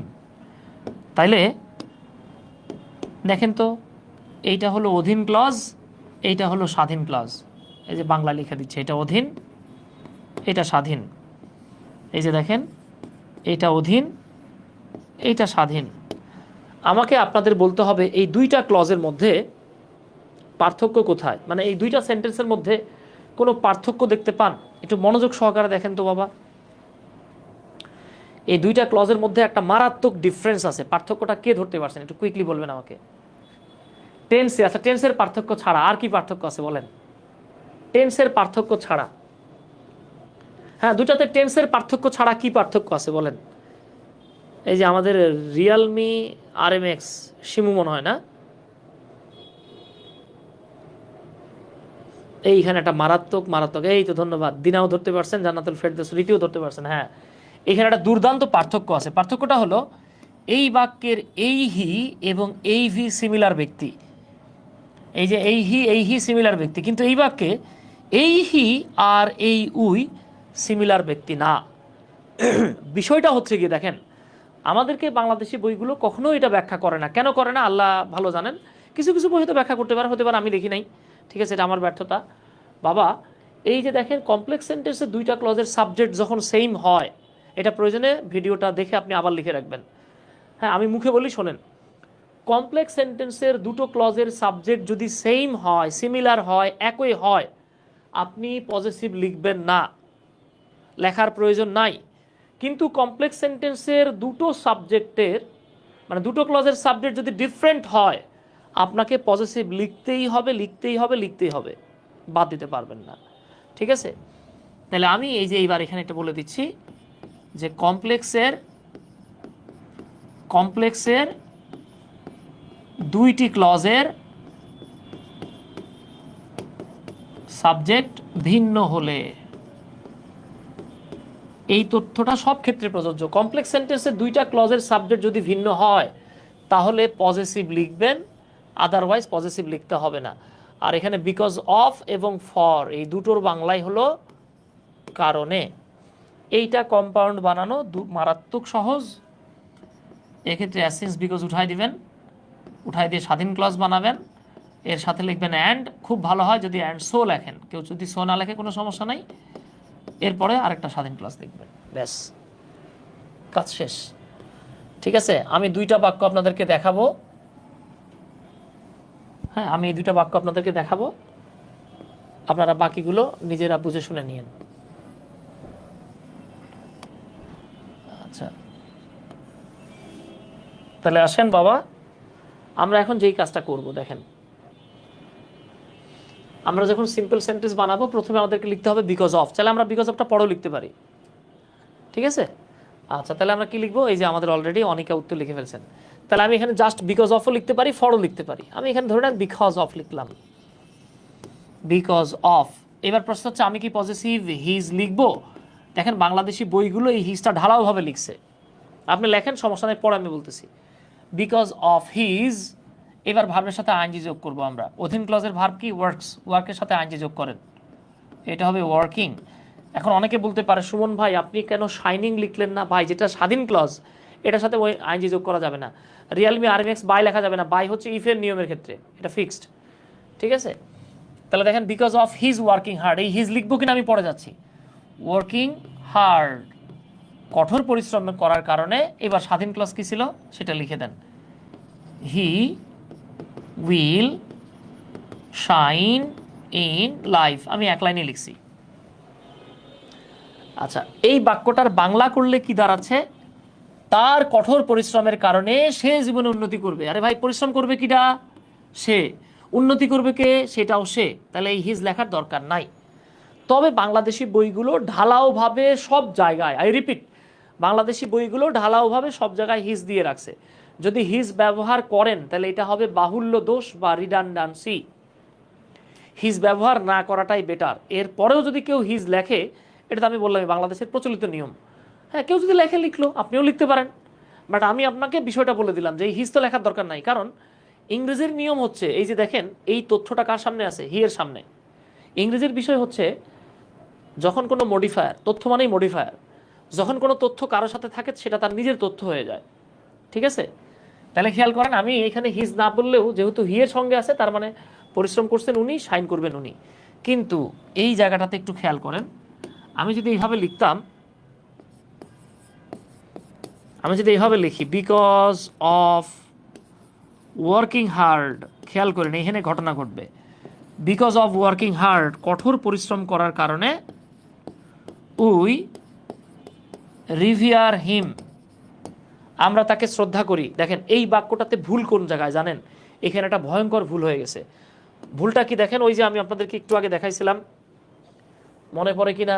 ওই যে রূপা শাড়ি পরে আমার অফিসে আসছিল, মনে আছে? বলছিলাম না?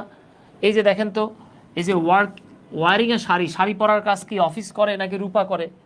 রূপা করছে। ইংরেজির নিয়ম হলো যার তথ্য তার ঠিক সামনে পেছনে থাকবে। এখন এইখানে ঘটনাটা ঘটছে কি দেখেন, উই রিভিয়ার হিম, খেয়াল করেন কিন্তু উই রিভিয়ার হিম বাংলা হলো আমরা তাকে সম্মান করি, শ্রদ্ধা করি।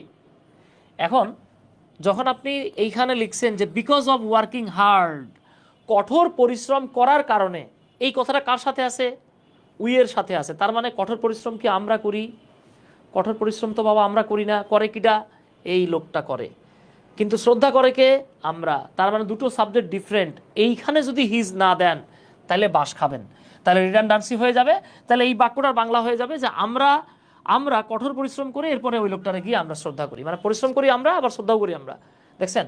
তার মানে এইখানে হিজ লেখাটা বাধ্যতামূলক লিখতেই হবে। আর এখানে যদি হিজ না লেখেন কোনো ক্ষতি নাই, কারণ এই তথ্যটা তো তারই তথ্য। কিন্তু এই যে তথ্যটা, এটা তো আমাদের তথ্য না, তার তথ্য, তাহলে এটা এখানে উল্লেখ করতে হবে। ওকে, আচ্ছা বুঝেছি স্যার। এই তো ভাই ধন্যবাদ। তবে যেটা হয় বাংলাদেশি যত বইগুলো আছে, মানে আমার তো মনে হয় 99% বই এই কাজটা করছে, তারা সব জায়গায় ঢালাওভাবে পজিটিভ লিখছে। এখন এটা রিয়েলি আপ টু ইউ, এটা আপনার ব্যাপার, আপনি কি পজিটিভ লিখবেন নাকি বাদ দেবেন, ঠিক আছে? লিজা লিখছে বিকজ অফ হিজ। আরে বিকজ অফ হিজ লেখা যাবে না তো, বিকজ অফের পরে সবসময় ফ্রেজ লিখতে হয়। আপনি তো হি ইজ লিখছেন, হিজ হবে বাবা, ঠিক আছে? আচ্ছা, তাহলে এবার আসেন এখানে আরেকটা তথ্য দিয়ে দেই। যদি আপনি এমন একটা ভার্ব পান যেই ভার্বের সাথে আইএনজি যোগ আমরা করতে চাচ্ছি না, খেয়াল করেন, আপনি যদি এমন একটা ভার্ব পান যেই ভার্বটার সাথে আপনি চাচ্ছেন না আইএনজি যোগ করতে, যেমন ধরেন এটা যদি বি ভার্ব প্লাস অ্যাডজেক্টিভ হয়, বি ভার্ব প্লাস যদি অ্যাডজেক্টিভ থাকে, সেক্ষেত্রে আপনি যেই কাজটা করবেন, আপনি এই ভার্বের সাথে আইএনজি যোগ না করে অ্যাডজেক্টিভটাকে নাউন বানায় দিতে পারবেন। মনোযোগ সহকারে দেখেন কিন্তু, এইটা একটা টুইস্ট। স্যার পরে কি পাস্ট ইনডেফিনিট টেন্স? হ্যাঁ, প্রয়োজন হলে ব্যবহার করতে পারি আমরা। যেমন আপনি বললেন যেহেতু সে কঠোর পরিশ্রম করে আমার বাবা তাকে ভালোবাসতো, হতে পারে না? ধরেন আমার এক ফ্রেন্ড খুব ভালো পরিশ্রম করে, আমার আব্বা তো আর বাইসা নাই, আমি বলতে পারি না যেহেতু সে খুব পরিশ্রমী লোক আমার আব্বা তাকে পছন্দ করতো, এখন আমার আব্বা নাই। হ্যাঁ, এইখানে দেখেন এগুলো হচ্ছে পুরোটা সেন্স, টেন্স না। কিন্তু টেন্স ফিক্সড হবে ইফের জন্য, যেমন ইফ থাকলে টেন্স ফিক্সড। ওকে, আমরা যেগুলোতে টেন্স ফিক্সড ওইটা বলবো আপনাদেরকে। এইবার আসেন আমি আরেকটা বাক্য লিখে আপনাদেরকে দেখাই। ধরেন আপনি এরকম একটা বাক্য পাইলেন যে অ্যাজ হি ইজ পুওর। এ বাক্যের বাংলা কি বাবা? যেহেতু সে গরিব, যেহেতু সে গরিব, হি ক্যান নট, ক্যান নটকে কখনোই আলাদা লেখা যায় না, একসাথে লিখতে হয়। He can not buy enough food. যেহেতু সে গরিব, হ্যাঁ, সে এই জন্য কি পর্যাপ্ত খাবার কিনতে পারে না। এখানে অধীন ক্লজ কোনটা বুঝতেই পারতেছেন, প্রথমটা, এটা অধীন। তাহলে এই জায়গাটাতে খেয়াল করেন, আমরা জানি অধীন ক্লজের যে ভার্ব থাকে, যেমন এখানে ছিল ওয়ার্কস, আমরা এর সাথে আইএনজি যোগ করছি। এখানে ছিল ওয়ার্কস, আমরা এর সাথে আইএনজি যোগ করছি। এইখানে অধীন ক্লজের ভার্ব হচ্ছে ইজ। তাহলে ইজের সাথে কি আইএনজি যোগ করা যাবে? হ্যাঁ যাবে। ইজটা বি ভার্ব, আপনি চাইলে এটাকে বিং বানাইতে পারেন। আর আপনি যদি চিন্তা করেন না ভাই আমি বি ভার্বের পরে যেহেতু অ্যাডজেক্টিভ পাইছি, আমি বিং না বানাই অ্যাডজেক্টিভটারে নাউন বানাবো, যে কোনো একটা করতে পারেন। তাহলে আপনি এভাবে বলতে পারেন, দেখেন দুটো সাবজেক্ট কিন্তু সেম, সো আমাদের হিজ না লিখলেও হবে। তবে বইগুলো যেহেতু হিজ লেখে, আমি আপনাদেরকে লিখে কেটে দিচ্ছি। তাহলে আপনি বলতে পারেন বিকজ অফ, আমি এবার বিকজ অফ না লিখে ফর লিখে দিচ্ছি, যে কোনো একটা লেখা যায়। তাহলে আপনি বলতে পারেন ফর হিজ, এই হিজ আসলে লেখার দরকার নাই, for his being poor, Bangla হলো তার গরিব হওয়ার কারণে he can not buy enough food. অথবা যেই কাজটা করতে পারেন, এই যে দেখেন ফর হিজ, এইবার পুওর অ্যাডজেক্টিভটার নাউন বানায় দেন, ফর হিজ পভার্টি। এখানে হিজ না লিখলেও চলে, কোনো সমস্যা নাই, বাট বইগুলো কিন্তু লেখে he can not buy enough food. আর এগুলোর কম্পাউন্ড বানানো মারাত্মক সহজ, আপনি জাস্ট অ্যাজ সিন্স বিকজ তুলে দিয়ে অ্যান্ড বসাই দিবেন। যেমন তাহলে এটা কি হবে? এটা কি হতো? হি ওয়ার্কস হার্ড অ্যান্ড, চাইলে আপনি লিখতে পারেন অ্যান্ড সো, শুনতে আরো ভালো লাগবে, হি উইল শাইন ইন লাইফ। এটা তো সেম অবস্থা, আমি আর লিখলাম না। ঠিক আছে, আশা করি বুঝতে পারছেন ইনশাল্লাহ। চলে যেতেছেন নেক্সট ক্লাসে? হ্যাঁ হ্যাঁ হ্যাঁ, আরেকটা লাগবে, কালকে নিয়ে নেবো, এখন শেষ করে দেবো।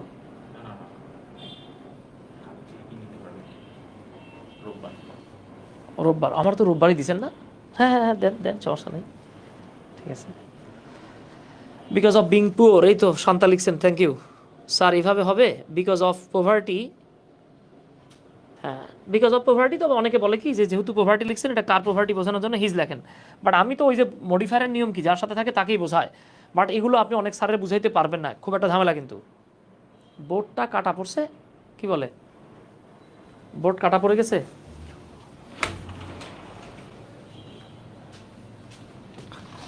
সাজাদ ভাই, একটু ওই বোর্ড নাকি কাটা পড়ছে, স্টুডেন্ট আবার বলতেছে।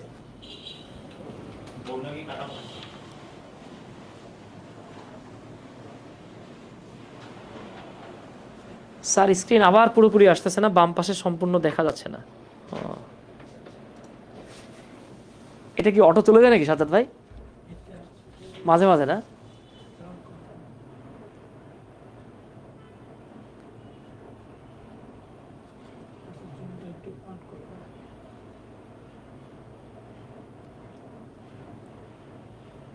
জুম একটু কমিয়ে দিন। এবার ঠিক আছে? দেখেন তো একটু বাবা, কমেন্ট করেন তো।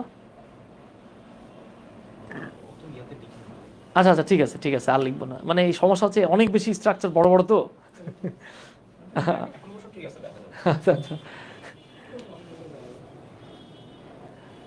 আচ্ছা আচ্ছা, ওকে ওকে, ধন্যবাদ। তাহলে এইবার আসেন, হ্যাঁ এইবার আসেন, আমরা যে রুলটাতে ছিলাম না, ওই রুলটাই যে, এই কিরে বাবা,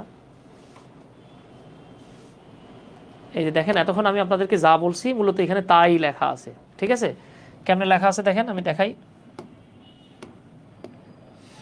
এই দেখেন, আমরা বলেছিলাম অ্যাজ সিন্স বিকজ যুক্ত অধীন ক্লজ, তাই লেখা আছে। এরপরে স্বাধীন ক্লজ, তারপরে এই যে বাবা বিকজ অফ। তবে এখানে বিকজ অফ না হয় আরেকটা জিনিস হইতে পারে, সেটা হলো ফর।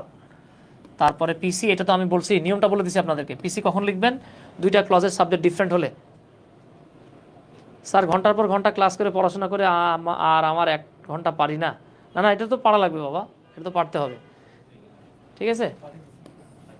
এরপরে হচ্ছে গিয়ে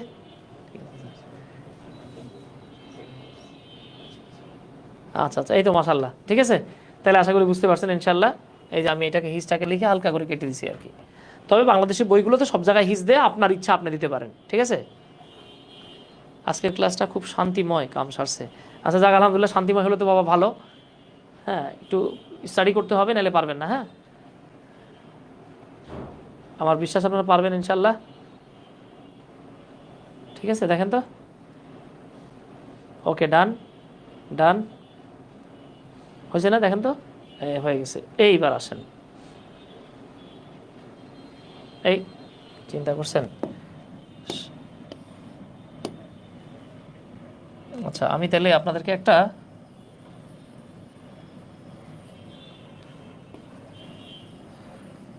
এটা দেখাই দিই।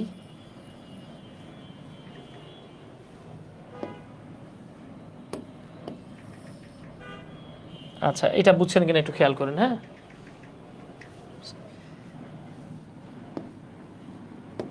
as he was sick, যেহেতু সে অসুস্থ ছিল, he has missed the class, সে ক্লাসটা মিস করেছে। দেখেন তো এটা কোন নিয়মে হয়েছে? বাহিরের সাউন্ড আসছে অনেক। কি বলে, বাহিরের সাউন্ড আসবে কেন? বাহিরের সাউন্ড তো আসার কথা না। যেহেতু সে অসুস্থ ছিল, বাইরের সাউন্ড তো আসার কথা না ভাইজান। রুবেল ভাই, বাইরের সাউন্ড কেন আসবে?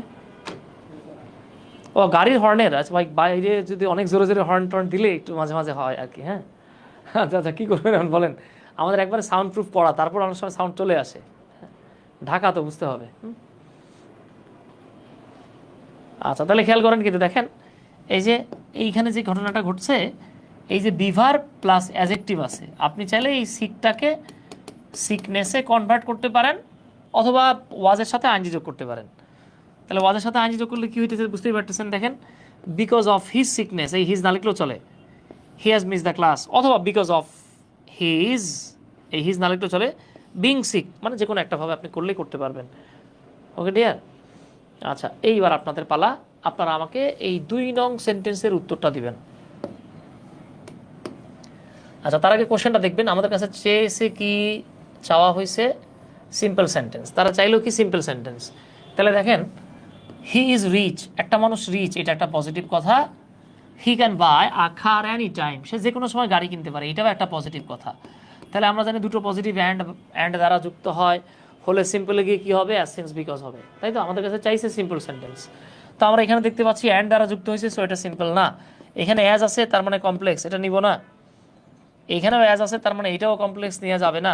তাহলে কারেক্ট আনসার হচ্ছে, দেখছেন অনেকে লিখে ফেলছেন, D, because of his richness. এই হিজটা দিতেও পারে, নাও দিতে পারে। আমি যেই পরীক্ষা থেকে কোশ্চেনটা নিয়েছি আর কি, স্যার এখানেও তো আমি তো বই থেকে নিয়েছি ভাই, বুঝতে পারছেন? বই থেকে মানে কি, এটা একটা জব এক্সামে আসা কোয়েশ্চেন, আমি ওইখান থেকে নিয়েছি। পাশে আসলে রেফারেন্সটা দিতে ভুলে গেছি। দেখেন, হি can buy a car any time. আমি তো বারবারই বললাম যে বইগুলো তারা দিয়ে রাখে। আচ্ছা, একজন লিখছেন যে বিং সিকনেস, বিং সিকনেসের বাংলা কি হবে জানেন? হ্যাঁ, সিকনেস মানে অসুস্থতা। আপনি কি কখনো বলবেন অসুস্থতা হওয়ায়, নাকি অসুস্থ হওয়ায়? বিং লিখলে সিক লিখতে হবে, একসঙ্গে 2 জায়গায় চেঞ্জ করা যাবে না। বিং সিকনেসের বাংলা হচ্ছে অসুস্থতা হওয়ায়, ঠিক আছে। স্যার সিকের জায়গায় ইলনেস, হ্যাঁ, ইল থাকলে ইলনেস বলা যেত, কিন্তু সিক থাকলে ইলনেস বানাতে পারবে না। সিক মানে হচ্ছে কি অল্প সময়ের জন্য অসুস্থ, হ্যাঁ, আর ইল মানে হচ্ছে ব্যাপক সময়ের জন্য অসুস্থ। ছোটোখাটো অসুখ হলে সিক, বড় ধরনের অসুখ হলে ইল, ঠিক আছে। আচ্ছা, তাহলে আমরা আশা করি এটা পারবো। এইবার আসেন 3 নাম্বার, ঠিক আছে, সিম্পল সেন্টেন্স। আবার আমাদের কাছে সিম্পল সেন্টেন্স চাওয়া হচ্ছে। কি আসছে দেখেন, সিন্স হি হ্যাজ হিউজ মানি, যেহেতু তার মেলা টাকা আছে, হি ইজ হ্যাপি। তো আমরা জানি অ্যাজ সিন্স বিকজ দ্বারা দুটো পজিটিভ সেন্টেন্স যুক্ত হয়। তাহলে এবার আপনারা বলেন কুইকলি উত্তর কোনটা হবে বলেন।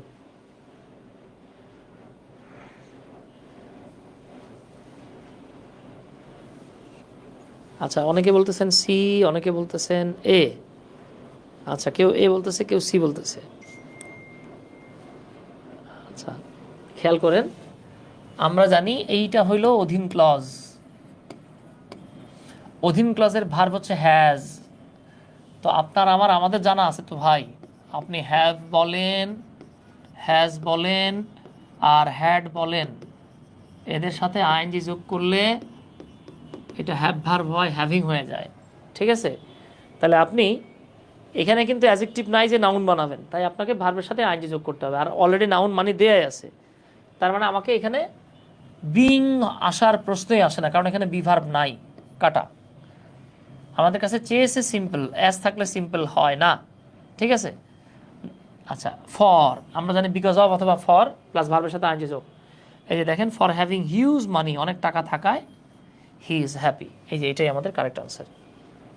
ঠিক আছে, সুমা সরকার, বিনি আক্তার শান্তা, মামুন ভাই, অনিকা, মিনতি রায়, মণি বেগম, এই যে থ্যাংক ইউ।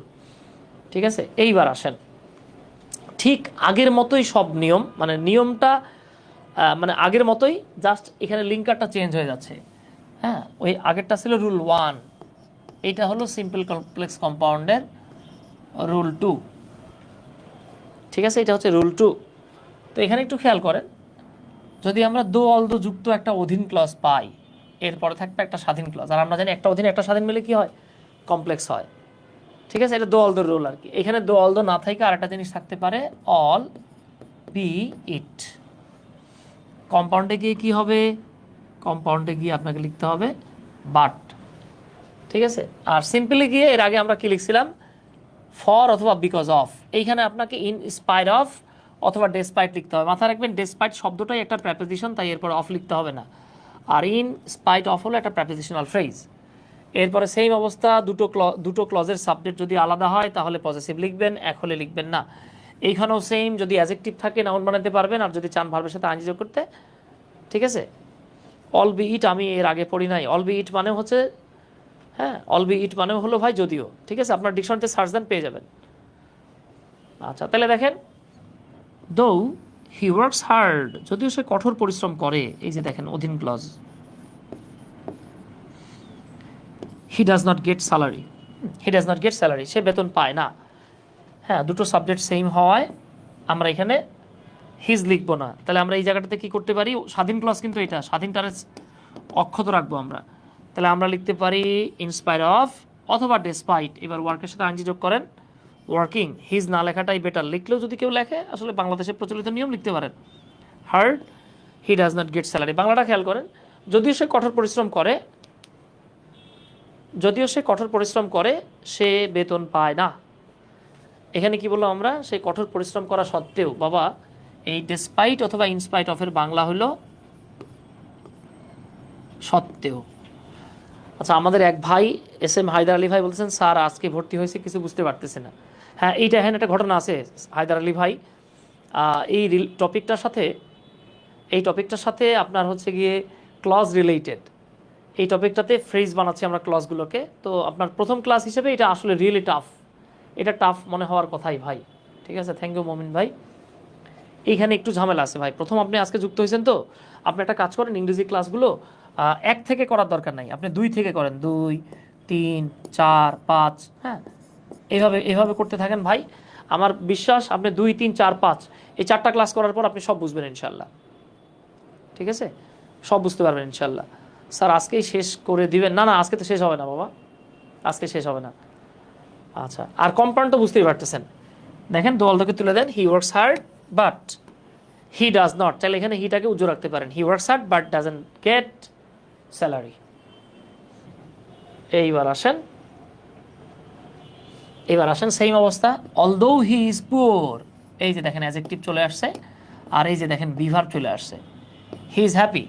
আমরা কি বলতে পারি, inspite of or despite his being poor, তার গরিব হওয়া সত্ত্বেও হি ইজ হ্যাপি, অথবা ডেসপাইট হিজ পোভার্টি, তার দরিদ্রতা সত্ত্বেও সে ধনী। আর এটা তো বুঝতেই পারতেছেন, he is poor but he is, বারবার হি ইজ লেখার দরকার নাই, কমন নিয়ে আমরা লিখলাম he is poor but happy. Easily পারবো আমরা ইনশাল্লাহ।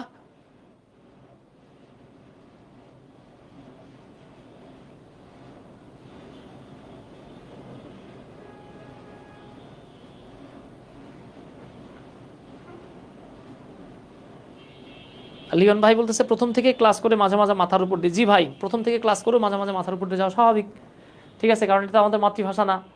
আবার প্র্যাকটিস করলে দেখবেন এটা ভাষার চেয়ে সহজ সহজ লাগবে ইনশাল্লাহ। আচ্ছা, তাইলে বাবা এইবার এই যে 4 নং প্রশ্নের উত্তরটা আপনারা দেওয়ার চেষ্টা করেন।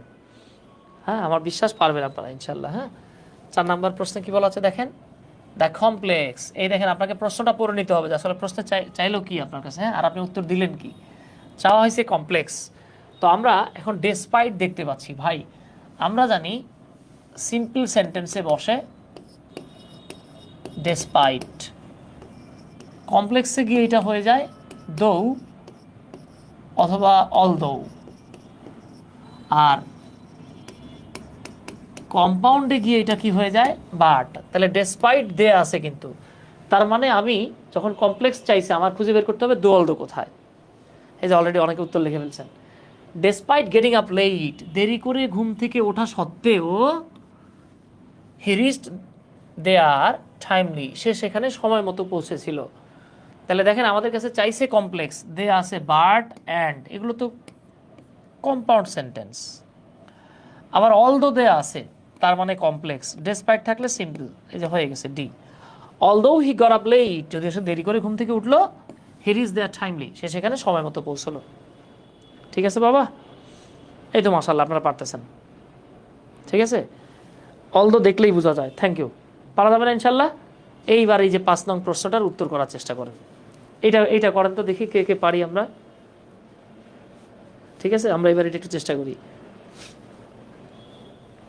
এই দেখেন, এটা 38 BCS এ আসছে, চিন্তা করছেন। দো he is poor he is honest, চাইছে কি বাবা কম্পাউন্ড। এটা পারবেন না এমন কেউ মনে হয় খুঁজে পাওয়া মুশকিল। এই যে দেখেন কিভাবে হলো এটা। এইখানে দেখেন হি ইজ উজ্জ্ব আছে, he is poor but he is honest, এটা হয়ে গেছে he is poor but honest. আচ্ছা নন্দিতা, শাকিলা, এত ইজি আসছিল। জি, এই যে BCS প্রাইমারিতে এরকমই আসে, নিবন্ধনে এরকমই আসে, বুঝতে পারছেন। আমরা অনেকে বুঝি না, আমরা মনে করি খুব মনে হয় কঠিন কঠিন কিছু আসে না। BCS এর প্রাইমারিতে এরকমই আসে, এবং দেখবেন ভার্সিটি অ্যাডমিশনে কঠিন আসে। হ্যালো না বলতেছে বাংলা ব্যাকরণ করলে ইংরেজি ক্লাসই নাকি বেশি সোজা লাগে। ডাল ভাত আসছে BCS এ, আসলেই ডাল ভাত আসছে BCS এ ভাই। হ্যাঁ, আচ্ছা তাইলে এবার আমরা আরেকটা রুলে চলে যাচ্ছি। আমাদের বেলায় নিশ্চিত কঠিন আসবে। আচ্ছা তাহলে দেখেন, আমরা দোয়াল দো যে রুল নাম্বার 2 করলাম, এইবার আমরা হচ্ছে রুল নাম্বার 3-এ চলে যেতেছি। 3 নাম্বার রুলে আসতেছি, খেয়াল করেন। হ্যাঁ, এটা আসলে অত্যন্ত সহজ। যদি আপনি ওয়েন যুক্ত সেন্টেন্সে বয়স পান, ওয়েন যুক্ত অংশ যদি বয়স থাকে, যেমন when he was 19, যখন তার বয়স ছিল 19, এরপর থাকবে একটা স্বাধীন ক্লাস। এই যে দেখেন হি মেট মি, সে আমার সঙ্গে দেখা করছিল। এটা সিম্পল বানাবেন কেমনে, প্রথমে লিখবেন স্বাধীন ক্লজ। স্বাধীন ক্লজ কোনটা, হি মেট মি, এই যে হি মেট মি। এরপরে শুধু অ্যাট লিখতে পারবেন অথবা অ্যাট দ্য এজ অফ লিখতে পারবেন। তাহলে আপনি এখানে শুধু অ্যাট লিখতে পারেন অথবা অ্যাট দ্য এজ অফ লিখতে পারেন। এবার বয়স যত তত লিখবেন। বাংলাটা খেয়াল করেন, যখন তার বয়স ছিল 19 তখন সে আমার সঙ্গে দেখা করেছিল। আর এখানে বলা আছে সে আমার সাথে 19 বছর বয়সে দেখা করেছিল। এখানে শুধু অ্যাট 19 লিখতে পারেন অথবা অ্যাট দ্য এজ অফ 19 লিখতে পারেন। আশা করি বুঝতে পারছেন। লাবণী বলতেছে সব যদি এরকম আসতো, হ্যাঁ আসতেও পারে ইনশাল্লাহ। স্যার এখন আর আসবে না, সাদিয়া কি বলেন। আর কম্পাউন্ড তো খুব সহজ, হি ওয়াজ 19 অ্যান্ড হি মেট মি। এইখানে একটা দেন, THEN দেন যোগ করতে পারেন, চাইলে বাদও দিতে পারেন। ঠিক আছে, এবার আপনাদের পালা। আপনারা এই সেন্টেন্সটাকে সিম্পল সেন্টেন্স বানায় দেন। SS স্ক্রিনশট না, সিম্পল সেন্টেন্স বানাবেন। আর এটা যে CMPD কম্পাউন্ড সেন্টেন্সও বানান। সিম্পল আর কম্পাউন্ড বানায় দেন তো দেখি কে কত কুইকলি করতে পারেন, দেখা যাক। হারি আপ, কে কত কুইকলি করতে পারেন।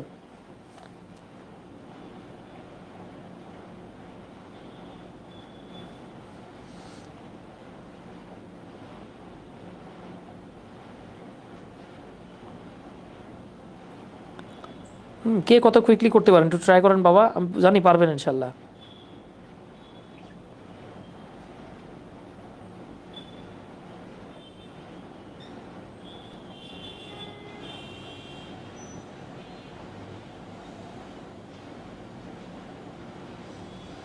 কুইকলি করতে হবে, হ্যাঁ দুটোই করে দেবেন।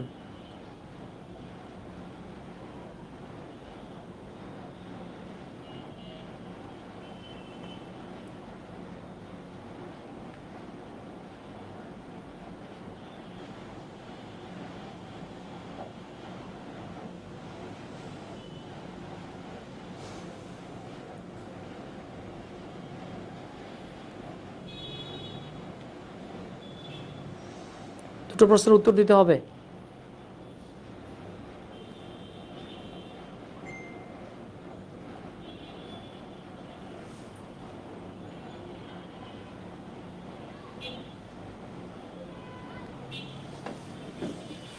হ্যাঁ চ্যাম্পিয়নরা, থ্যাংক ইউ।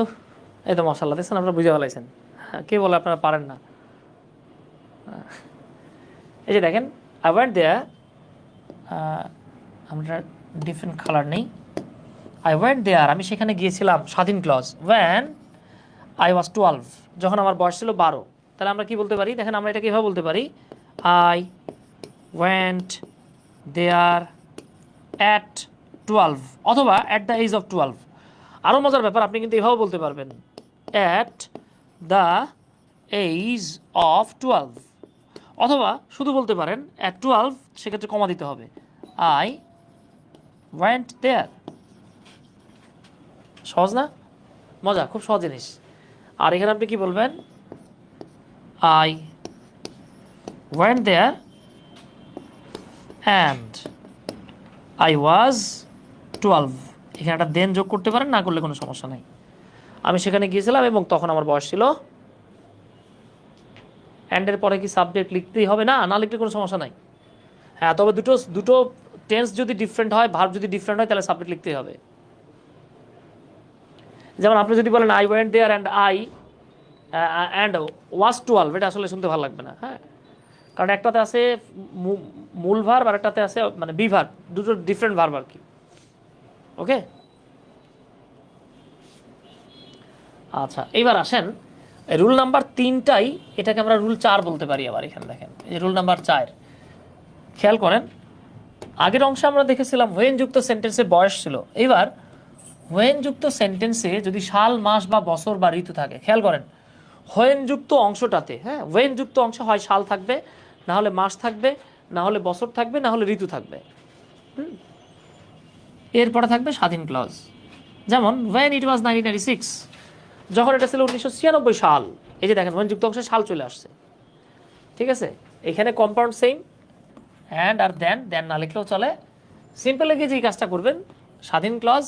দেখেন বয়স থাকলে আমরা কি লিখছিলাম? অ্যাট দ্য এজ অফ অথবা অ্যাট। আর মাস, সাল, বছর, ঋতু থাকলে জাস্ট এখানে একটা ইন লিখবেন। এই পার্থক্য। যেমন দেখেন when it was 1996 I was born, তাহলে আপনি বলতে পারেন সরি হি ওয়াজ বার্ন। এইবার ইন, এই যে লিখলাম ইন, তারপরে কত সাল ছিল, হয়ে গেছে। দেখছেন হয় না? ইজিলি হয়। ঠিক আছে,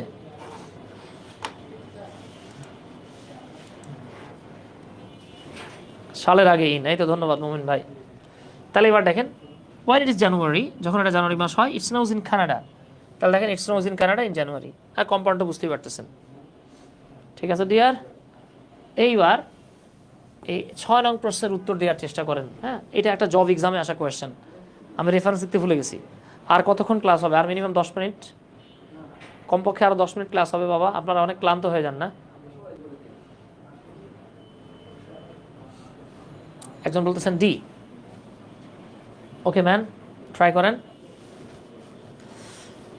আচ্ছা তার আগে একটু বলি, হ্যাঁ CUCKOO, হ্যাঁ অনেকে এটাকে উচ্চারণ করে কাকু, কাকু রং, এটা উচ্চারণ হচ্ছে খু খু। এটা উচ্চারণ হচ্ছে খু খু, এটা হচ্ছে কারেক্ট উচ্চারণ। হ্যাঁ, আবার এই যে দুষ্টু কোকিল বললেন না কিন্তু। হ্যাঁ আচ্ছা, তাহলে আসেন আমরা একটু দেখে নেই। ইন স্প্রিং, তাহলে আমরা কি জানি, ইন স্প্রিং, ইন প্লাস ঋতু চলে আসছে। দ্য খুখু সিংস, এইটা হয়ে গেছে আমাদের স্বাধীন ক্লজ, এখানে চেঞ্জ হবে না। ওয়েন ইট ইজ স্প্রিং, আচ্ছা তাহলে আমাদের কাছে চাইছে কি কমপ্লেক্স, এইটা কি সিম্পল কাটা, এটা কি সিম্পল তাহলে কাটা, এন্ড বাকি থাকে এ আর বাকি থাকে ডি। বলেন তো কোনটা হবে, এ নাকি ডি? আচ্ছা অনেকে এ বলছে, অনেকে ডি বলছে। বাবা আপনি যদি ডি নেন, ডিতে খামস নামের একটা ভার্ব আছে, এই ভার্বটার আপনি নেবেন কই, নেওয়া যাবে না। সো এ হলো রাইট অপশন, বুঝতে পারছেন তো? হ্যাঁ, এই খামস থাকার কারণে আপনি ডি অপশন নিতে পারবেন না, ঠিক আছে? It is spring, it is 1999, it is winter. আমরা সাধারণত সাল বললে কামস বলি না, আমরা একটা বিভার্ব দিয়ে বলি। হ্যাঁ, আচ্ছা মাশাল্লাহ। এইবার আসেন, তাহলে আমরা এর আগে কত নাম্বার রুল দেখছিলাম? Rule number 4। এটাই হয়নের আরেকটা রুল আর কি, তাহলে এটাকে আমরা বলতে পারি রুল নাম্বার 5। এইবার দেখেন, হয়েনযুক্ত সেন্টেন্সে যদি অন্যান্য থাকে, অন্যান্য মানে কি? অন্যান্য মানে হলো বয়স থাকবে না, সাল থাকবে না, মাস থাকবে না, বছর, এই সাল মানেই বছর অবশ্য, ঋতু, এগুলোর একটাও থাকবে না। তার মানে খেয়াল করেন, যদি হয়েনযুক্ত অংশে বয়স, সাল বা বছর বা ঋতু বা মাস না থাকে, তাইলে আপনাকে ধরে নিতে হবে এটা হচ্ছে অন্যান্য, ঠিক আছে? যেমন এখানে একটা ছেলের কথা বলা হচ্ছে, আমরা একটা কাজ করি, আচ্ছা থাক লিখতে হবে না, তো দেখেই বুঝতেছেন। হোয়েন হি প্লেস ক্রিকেট, এটা একটা ছেলে মানুষের নাম, ধরেন এটা আমাদের মামুন ভাই, ঠিক আছে? যখন মামুন ক্রিকেট খেলে, ধরেন এটা হলো আমাদের সি মানে সাদিয়া, সাদিয়া আম্মাজান, তাহলে আমরা বলতে পারি যখন হি মানে মামুন প্লেস ক্রিকেট, যখন মামুন ক্রিকেট খেলে তখন সাদিয়া আমাদের জন্য নুডলস রান্না করে, আল্লাহ কবুল করুক। হ্যাঁ, সাদিয়া কবে কি শশা। আচ্ছা বাবা খেয়াল করেন তো, তাহলে এই বাক্যে হোয়েনযুক্ত অংশে দেখেন তো কোনো সাল আছে নাই, কোনো মাস আছে তাও নাই, কোনো ঋতু দেয়া আছে তাও নাই, বছরও নাই, তার মানে আমরা ধরে নিচ্ছি হোয়েনযুক্ত অংশে অন্যান্য আছে, ঠিক আছে? কম্পাউন্ড সেম, এই যে অ্যান্ডারা যুক্ত করবেন, এটা দেন দিলে ভালো, না দিলে কোনো সমস্যা নাই। এইটারে আপনি যখন সিম্পল বানাবেন তখন আপনাকে লিখতে হবে অ্যাট দ্য টাইম অফ, তারপরে এইখানেও সেম, ওই যে দুটো সাবজেক্ট ডিফারেন্ট হলে পজিটিভ লিখবেন, ভার্বের সাথে আইনযোগ, বাকিগুলো সব আগের মতোই। এখন বলতেছে মামুন আর মমিন সব এক হয়ে গেছে। হ্যাঁ ভাই তাহলে দেখেন আমরা এখানে কি করব, প্রথমে লিখব অ্যাট দ্য টাইম অফ, এই যে আমরা লিখলাম অ্যাট দ্য টাইম অফ, এইখানে হিজ না লিখলে বিপদ হবে, কিন্তু এখানে হিজ লেখা বাধ্যতামূলক। At the time of his playing ludo, cricket, এই ছেলেটার মামুন সাহেবের ক্রিকেট খেলার সময় শি সাদিয়া কুকস নুডলস। যদি হিজ না লিখতেন, খেয়াল করেন, হ্যাঁ এইখানে যদি হিজ না লিখতেন তাহলে এটার বাংলা কী হতো জানেন? এটার বাংলা হয়ে যেত যে সাদিয়া নুডলস রান্না করার সময় ক্রিকেট খেলে। চিন্তা করছেন? তার মানে এখানে পজিটিভ দেওয়া বাধ্যতামূলক, সরি ক্রিকেট খেলার সময় নুডলস রান্না করে, এটা হয়ে যেত। অথচ এখানে গিট্টুটা কি হলো, এইখানে গিট্টুটা লাগছে কোন জায়গায় দেখছেন? আপনাকে এখানে হিজ দেওয়াটা বাধ্যতামূলক, দিতেই হবে, না দিছেন তো বিপদে পড়বেন। আর সাদিয়া বলতেছে আব্বাজানরে খুঁজা দেন। আপনি ওয়েট করেন, আমার একটা ছেলে আছে সামনে, আরও যদি ছেলে পেলে হয়, সাদিয়া আব্বাজান চলে আসবে না। আচ্ছা আশা করি এতটুকু বুঝতে পারছেন, এত সহজ আশা করা যায় না। জি ভাই এটা বুঝলে তো সহজ, না বুঝলে তো এখানে পেজগি লেগে যাবে না। বাবলু ইসলাম, ঠিক আছে স্যার, এর আগের রুলসে at the season of spring, না না ভাই আমরা তো কেউ কখনো বলি না at the season of spring, আমরা বলি অ্যাট স্প্রিং, ঠিক আছে? অথবা ডিউরিং স্প্রিং বলতে পারেন, ডিউরিং স্প্রিং, ডিউরিং উইন্টার, হ্যাঁ ডিউরিং অটাম, এরকম আর কি। তাহলে আমরা পারবো ইনশাল্লাহ। আচ্ছা আমি কি আরেকটা রুলে যাব? আচ্ছা আমরা আরেকটা রুলে যাচ্ছি, এটা আপনারা টুকটাক সবাই পারেন, ঠিক আছে?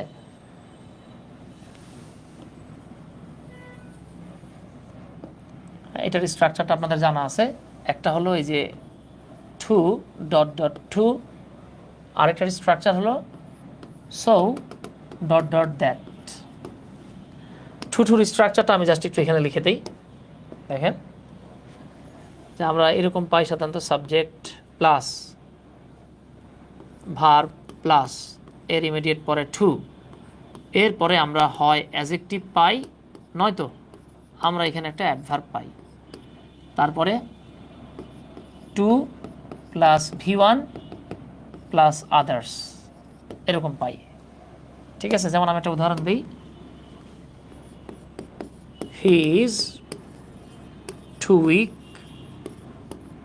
টু লিফট দ্য লোড, সে এতই দুর্বল যে সে বোঝাটা তুলতে পারে না। ঠিক আছে, সে এতই দুর্বল যে সে বোঝাটা তুলতে পারে না।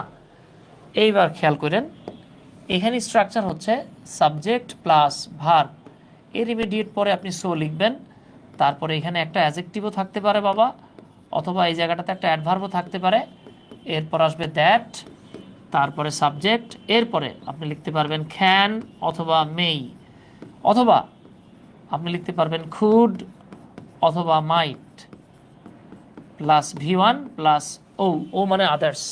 ঠিক আছে, এখন অনেকে বলে কি যে ভাই আমি ক্যান লিখবো নাকি মে লিখবো, কুড লিখবো নাকি মাইট লিখবো। সামনের অংশে প্রেজেন্ট টেন্স থাকলে পরের অংশে ক্যান লিখতে পারবেন, সামনের অংশে পাস্ট টেন্স থাকলে পরের অংশে কুড বা মাইট লিখতে পারবেন।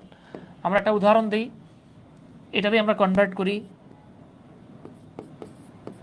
হি ইজ, এবার আমরা দেখেন টু উইকের জায়গায় কি লিখবো বাবা, সো উইক, সে এতই দুর্বল, দ্যাট যে, টু লিফট দ্য লোড না লিখে আমরা এটাকে কি নেগেটিভ বানাই ফেলবো প্রয়োজন অনুযায়ী আর কি, এখানে নটও হইতে পারে প্রয়োজন হলে আর কি, that he can not lift the load, সে এতই দুর্বল যে সে বোঝাটাকে তুলতে পারে না। ওকে, আচ্ছা এবার আসেন ওস্তাদ, বুঝতে পারছেন আমার আর বলার দরকার নাই। দেখেন he was too weak to walk, হয়ে গেছে, he was too weak that he could not walk. এখানে দেখেন আবার যে এই টু উইক টু ওয়াক দেখলেই সবসময় আবার ক্যান দিয়েন না, এটা কিন্তু পাস্ট টেন্স আছে। আর এটা কি হবে বাবা, কম্পাউন্ড করা মারাত্মক সহজ, ভ্যারি দিবেন আর অ্যান্ড দিবেন। হি ওয়াজ সো উইক, এই সোটারে ভ্যারি দিয়ে কনভার্ট করেন, হি ওয়াজ ভ্যারি উইক, আর দ্যাটটাকে অ্যান্ড দিয়ে কনভার্ট করেন, that he could not walk. দেখেন তো এটা কি আমার করাইতে হবে না পারবেন? পারা যাবে, তাই না? মাশাআল্লাহ। আচ্ছা তাহলে এটা কত নাম্বার রুল ছিল জানো? এটা ছিল রুল নাম্বার 6। ঠিক আছে মুরব্বী, তাহলে এটা হলো রুল 6। আচ্ছা তাইলে এইবার আসি আমরা। আচ্ছা আরেকটা রুল ধরবো, আরেকটা রুল ধরবো নাকি আজকে এখানে শেষ করে দেবো বলেন? আচ্ছা আচ্ছা আচ্ছা আচ্ছা আরেকটা রুল ধরি, ঠিক আছে শেষ করেন স্যার, আরেকটা হ্যাঁ আরেকটা হাসান মামুন ভাই। আচ্ছা তাহলে এটা হচ্ছে আমাদের রুল 7। আচ্ছা আমি তো অনেকগুলো করালাম, আমার মনে হয় এখন আমি জাস্ট আপনাদেরকে যে স্লাইড তো দিয়ে দিছি এটা দেখেই করতে পারবেন। হ্যাঁ আচ্ছা আমি একটা রুল আপনাদেরকে করাই দিই, দেখেন। আহা কি করলাম,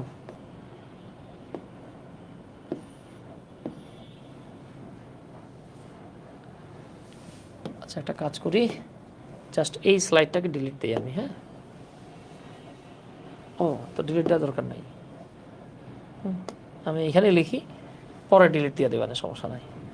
আচ্ছা আসেন, আমি বললাম he is so weak that he can not walk. এইখানে একটু যদি খেয়াল করেন তাহলে দেখতে পাবেন এখানে আছে সো আর এখানে আছে দ্যাট, তবে একটা স্ট্রাকচার আছে,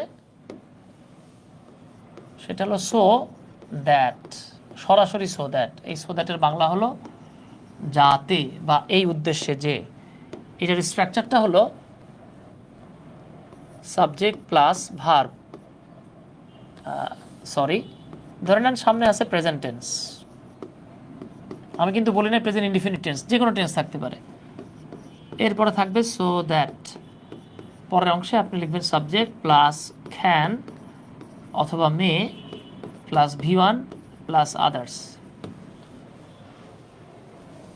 আর যদি সামনের অংশে পাস্ট টেন্স চলে আসে, পাস্ট টেন্স মানে যে কোনো টেন্স আর কি, past tense indefinite continuous perfect, তাহলে সাবজেক্ট প্লাস ক্যান না লেখা লিখবেন খুড, মে না লেখা লিখবেন মাইট, তারপরে V1, এরপরে আদার্স।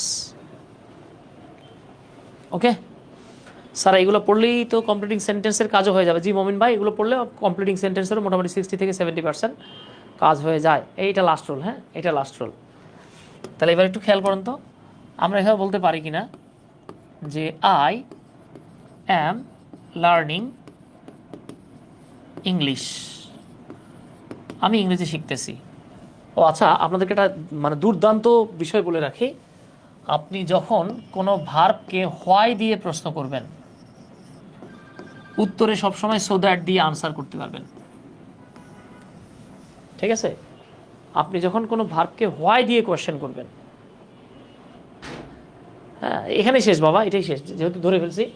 তাহলে দেখেন আই এম লার্নিং ইংলিশ, আমি বললাম যে আমি ইংরেজি শিখতেছি। ধরেন নাসিম আক্তার জিজ্ঞেস করলো যে ভাই আপনি যে ইংরেজি শিখতেছেন কেন, কেন শিখতেছেন? তখন আমি তাকে উত্তর দিলাম সো দ্যাট, যাতে আই ক্যান গো অ্যাব্রোড।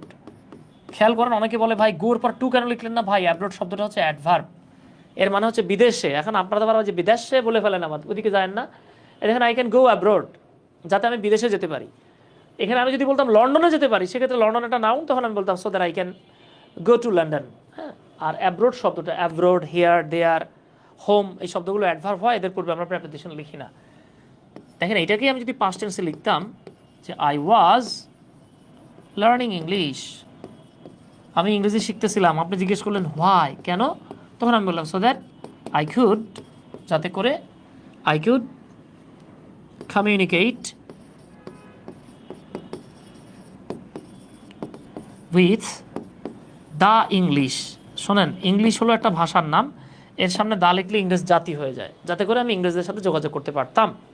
ওকে, এইবার আসেন, বলা হয় কম্পাউন্ডের জগতে, খেয়াল করেন কিন্তু বলা হয় কম্পাউন্ডের জগতে যদি সবচেয়ে রাফ অ্যান্ড টাফ কিছু থাকে, তাইলে হইতেছে এইটার কম্পাউন্ডটা। ঠিক আছে বাবা, খেয়াল করেন, যদি দেখেন এরকম স্বাধীন ক্লজ আর সো দ্যাট যুক্ত অধীন ক্লজ আছে, তাহলে কম্পাউন্ড করতে গেলে যেই কাজটা করতে হবে, খেয়াল করেন, কম্পাউন্ড করতে গেলে। আচ্ছা, এখন বলতেছেন যারা যে আজকে এখানে ছেড়ে দেন, আমি আজকে এখানে ছেড়ে দিলে কালকে যে আরও বেশি একসাথে চাপ নেওয়া লাগবে, তখন কি করবেন? হ্যাঁ, আজকে একটু বেশি চাপ নিয়ে রাখেন, কালকে হালকা চাপে কাজ হবে। মানে আজকে আমারে অল্প শেষ করতে বলতেছেন, কালকে তো আরও বেশি যোগ হবে, তখন কি করবেন? আচ্ছা দেখেন বাবা, এই রুলটা বইগুলোতে সাধারণত থাকে না। কেন থাকে না? আল্লাহ নোজ। ঠিক আছে, তাহলে খেয়াল করেন, এখানে প্রথমে লিখতে হবে সাবজেক্ট। খেয়াল করেন, স্বাধীন ক্লজটা পেছনে চলে যাবে, স্বাধীন ক্লজটা পেছনে চলে যাবে। যেমন দেখেন, হি ওয়ার্কস হার্ড, সে কঠোর পরিশ্রম করে, এটা কি ছিল? এটা ছিল স্বাধীন ক্লজ। এবার দেখেন তো এটা কি? সো দ্যাট, যাতে সে জীবনে উন্নতি করতে পারে, এটা কি আসছিল? অধীন ক্লজ। এইটার কম্পাউন্ডে মানে কমপ্লেক্সে কম্পাউন্ড বানানো সবচেয়ে টাফ, অনেকের কাছে মনে হয় আর কি। হ্যাঁ, তাহলে এবার একটু খেয়াল করেন, আপনাকে প্রথমে কি করতে হবে? নিতে হবে সাবজেক্ট, নেবেন সাবজেক্ট। এইবার টেন্স অনুযায়ী ওয়ান্ট, ওয়ান্টস অথবা ওয়ান্টেড টু নিতে হবে। অর্থাৎ এটা হতে পারে ওয়ান্ট টু, হতে পারে ওয়ান্টস টু, হতে পারে ওয়ান্টেড টু, তারপরে ভার্বের বেস ফর্ম, এরপরে অ্যান্ড যোগ করে স্বাধীন ক্লজ। খেয়াল করেন কিন্তু এখানে পেজ গিয়ে আছে। তাহলে দেখেন, আমি বললাম he works hard, present tense, সে কঠোর পরিশ্রম করে। কেন করে? যাতে সে জীবনে উন্নতি করতে পারে। এইবার আপনি এটাকে কম্পাউন্ড বানালে আপনি লিখবেন he wants to shine in life, সে জীবনে উন্নতি করতে চায়।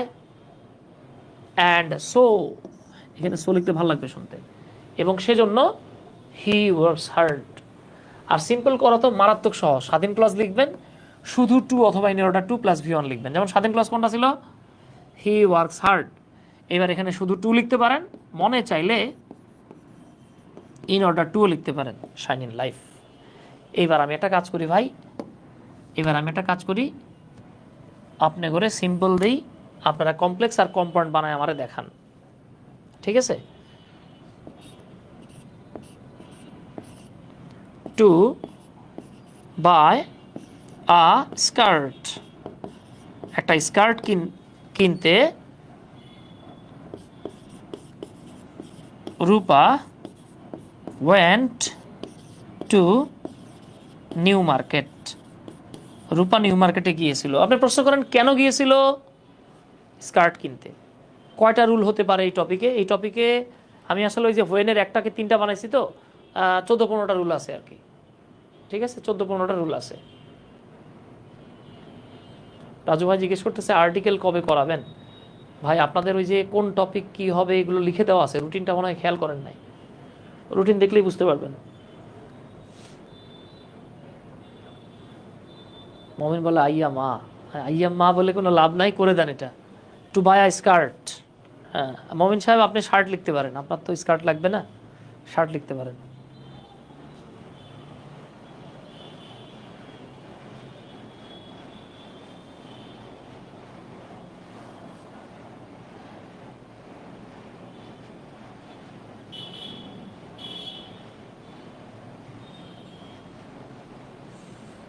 একটু ট্রাই করেন, কমপ্লেক্স লিখে দিতে পারলে, মানে কম্পাউন্ড করতে পারলে আপনারা বস, কম্পাউন্ড করতে হবে।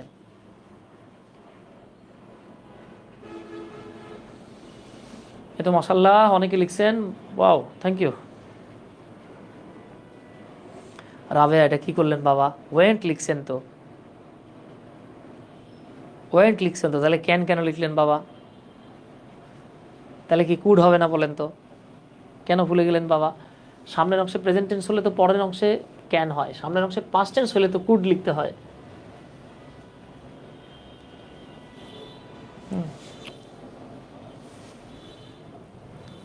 আচ্ছা তাহলে দেখেন আমি এখানে স্বাধীন ক্লজ পাইছি, রূপা ওয়েন টু নিউ মার্কেট, আমি যে এখানে লিখে দিই এটা, হ্যাঁ তাহলে আমি এখানে লিখে দিতে পারি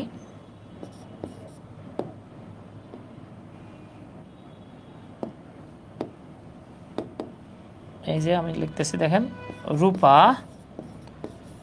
went to New Market, Rupa New মার্কেটে গিয়েছিল। প্রশ্ন করেন কেন, উত্তর হচ্ছে সো দ্যাট, যাতে she could buy a skirt, যাতে সেটা স্কার্ট কিনতে পারে। এবার কম্পাউন্ড করেন, এই তো থ্যাংক ইউ, এই তো শান্তা চমৎকার লিখছেন, শান্তা না শিমু, রাবেয়া খাতুন, খুশনুর স্নেহা, এই খুশনুর স্নেহা আপনি কইছিলেন বাবা এতদিন, আপনি মনে হয় আজকে ফার্স্ট কমেন্ট করছেন নাকি, আমি চোখে দেখিনি আল্লাহ জানে। আচ্ছা সজীব ভাই এই অনেকক্ষণ পরে কমেন্ট করছেন, রেশমি কবির, জান্নাতুল ফেরদৌস। আচ্ছা তাহলে আমরা এবার এটারে কম্পাউন্ড বানাবো। তাহলে স্বাধীন ক্লজ কোনটা, রূপা ওয়েন্ট টু নিউ মার্কেট, এটা অক্ষত থাকবে, এটা শেষে চলে আসবে। এবার আমরা কি ওয়ান্ট লিখবো নাকি ওয়ান্টস লিখবো নাকি ওয়ান্টেড, যেহেতু এখানে পাস্ট টেন্স তাহলে ওয়ান্টেড লিখতে হবে, আমাদেরকে লিখতে হবে Rupa wanted to buy a skirt, Rupa একটা স্কার্ট কিনতে চেয়েছিল, অ্যান্ড চাইলে একটা সো লিখতে পারেন, শুনতে ভালো লাগবে, and so she went to New market, এবং সেজন্য সে নিউ মার্কেটে গিয়েছিল। ওকে তাহলে এখন এগুলো যে ঠিকঠাক মতো যদি আমরা পড়ি ইনশাল্লাহ আমরা একদম কোপায় দিতে পারবো, ভালোভাবে পারবো। অ্যান্ড ঝামেলা হইতেছে আমরা স্টাডি করি না, তাই এই জায়গাতে পারি না। এই যে আপনাদের জন্য ওইটা দিয়ে এক্সাম্পল দেয়া আছে, দেখেন এক্সাম্পল দেয়া আছে, ঠিক আছে। তাহলে আজকে এই পর্যন্ত থাকলো, টপিক কি শেষ? না না না টপিক শেষ না, কিন্তু আমার দৃঢ় বিশ্বাস। আচ্ছা আমি কি পরের রুলগুলো করাই দেবো নাকি আপনারা পড়ে নেবেন একবার, দেখেন তো। আমরা ক্লাস করতে করতে বিরক্ত হই, না না ক্লাস করাতে বিরক্ত লাগে না, ক্লাস করাতে ভালো লাগে, স্টুডেন্টরা মানে উপস্থিত থাকলে ভালো লাগে, বুঝছেন। স্টুডেন্টরা যখন মনোযোগ সহকারে ক্লাস করে সে মানে এর চাইতে নেশা আর কিছু হইতে পারে না একজন শিক্ষকের, বিশ্বাস করেন। আচ্ছা তাহলে দেখেন এই যে এখানে রুল দেয়া আছে, এইটা তাইলে হচ্ছে আমাদের রুল নাম্বার 8, ঠিক আছে। না এটা তো রুল নাম্বার 8 না, এটা তো আমাদের শেষ। এই যে এইটা হচ্ছে আমাদের রুল নাম্বার 8, তারপরে এইটা হচ্ছে রুল নাম্বার 9। এগুলো আপনারা পড়লেই পারবেন আমার দৃঢ় বিশ্বাস, আমার করাইতে হবে না, এরপরও যদি বলেন আমি করাই দেব। এইটা হচ্ছে রুল নাম্বার 10, হ্যাঁ এটা ইফেরই রুল দুইটা করছি আমি আর কি এটারে। এটা রুল নাম্বার 11,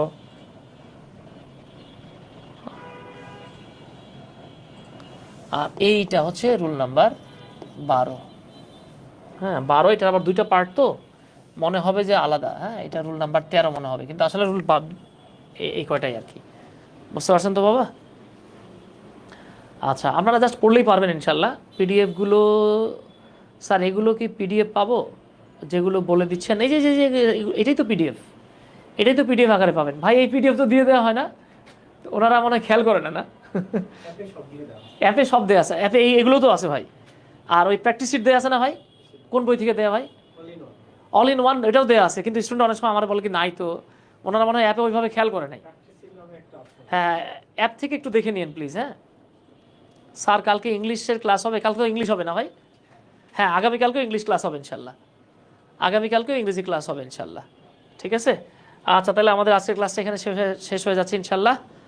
আপনাদের সাথে কালকে আবার দেখা হবে। সবাই ভালো থাকেন। আসসালামু আলাইকুম, আদাব, আল্লাহ হাফেজ।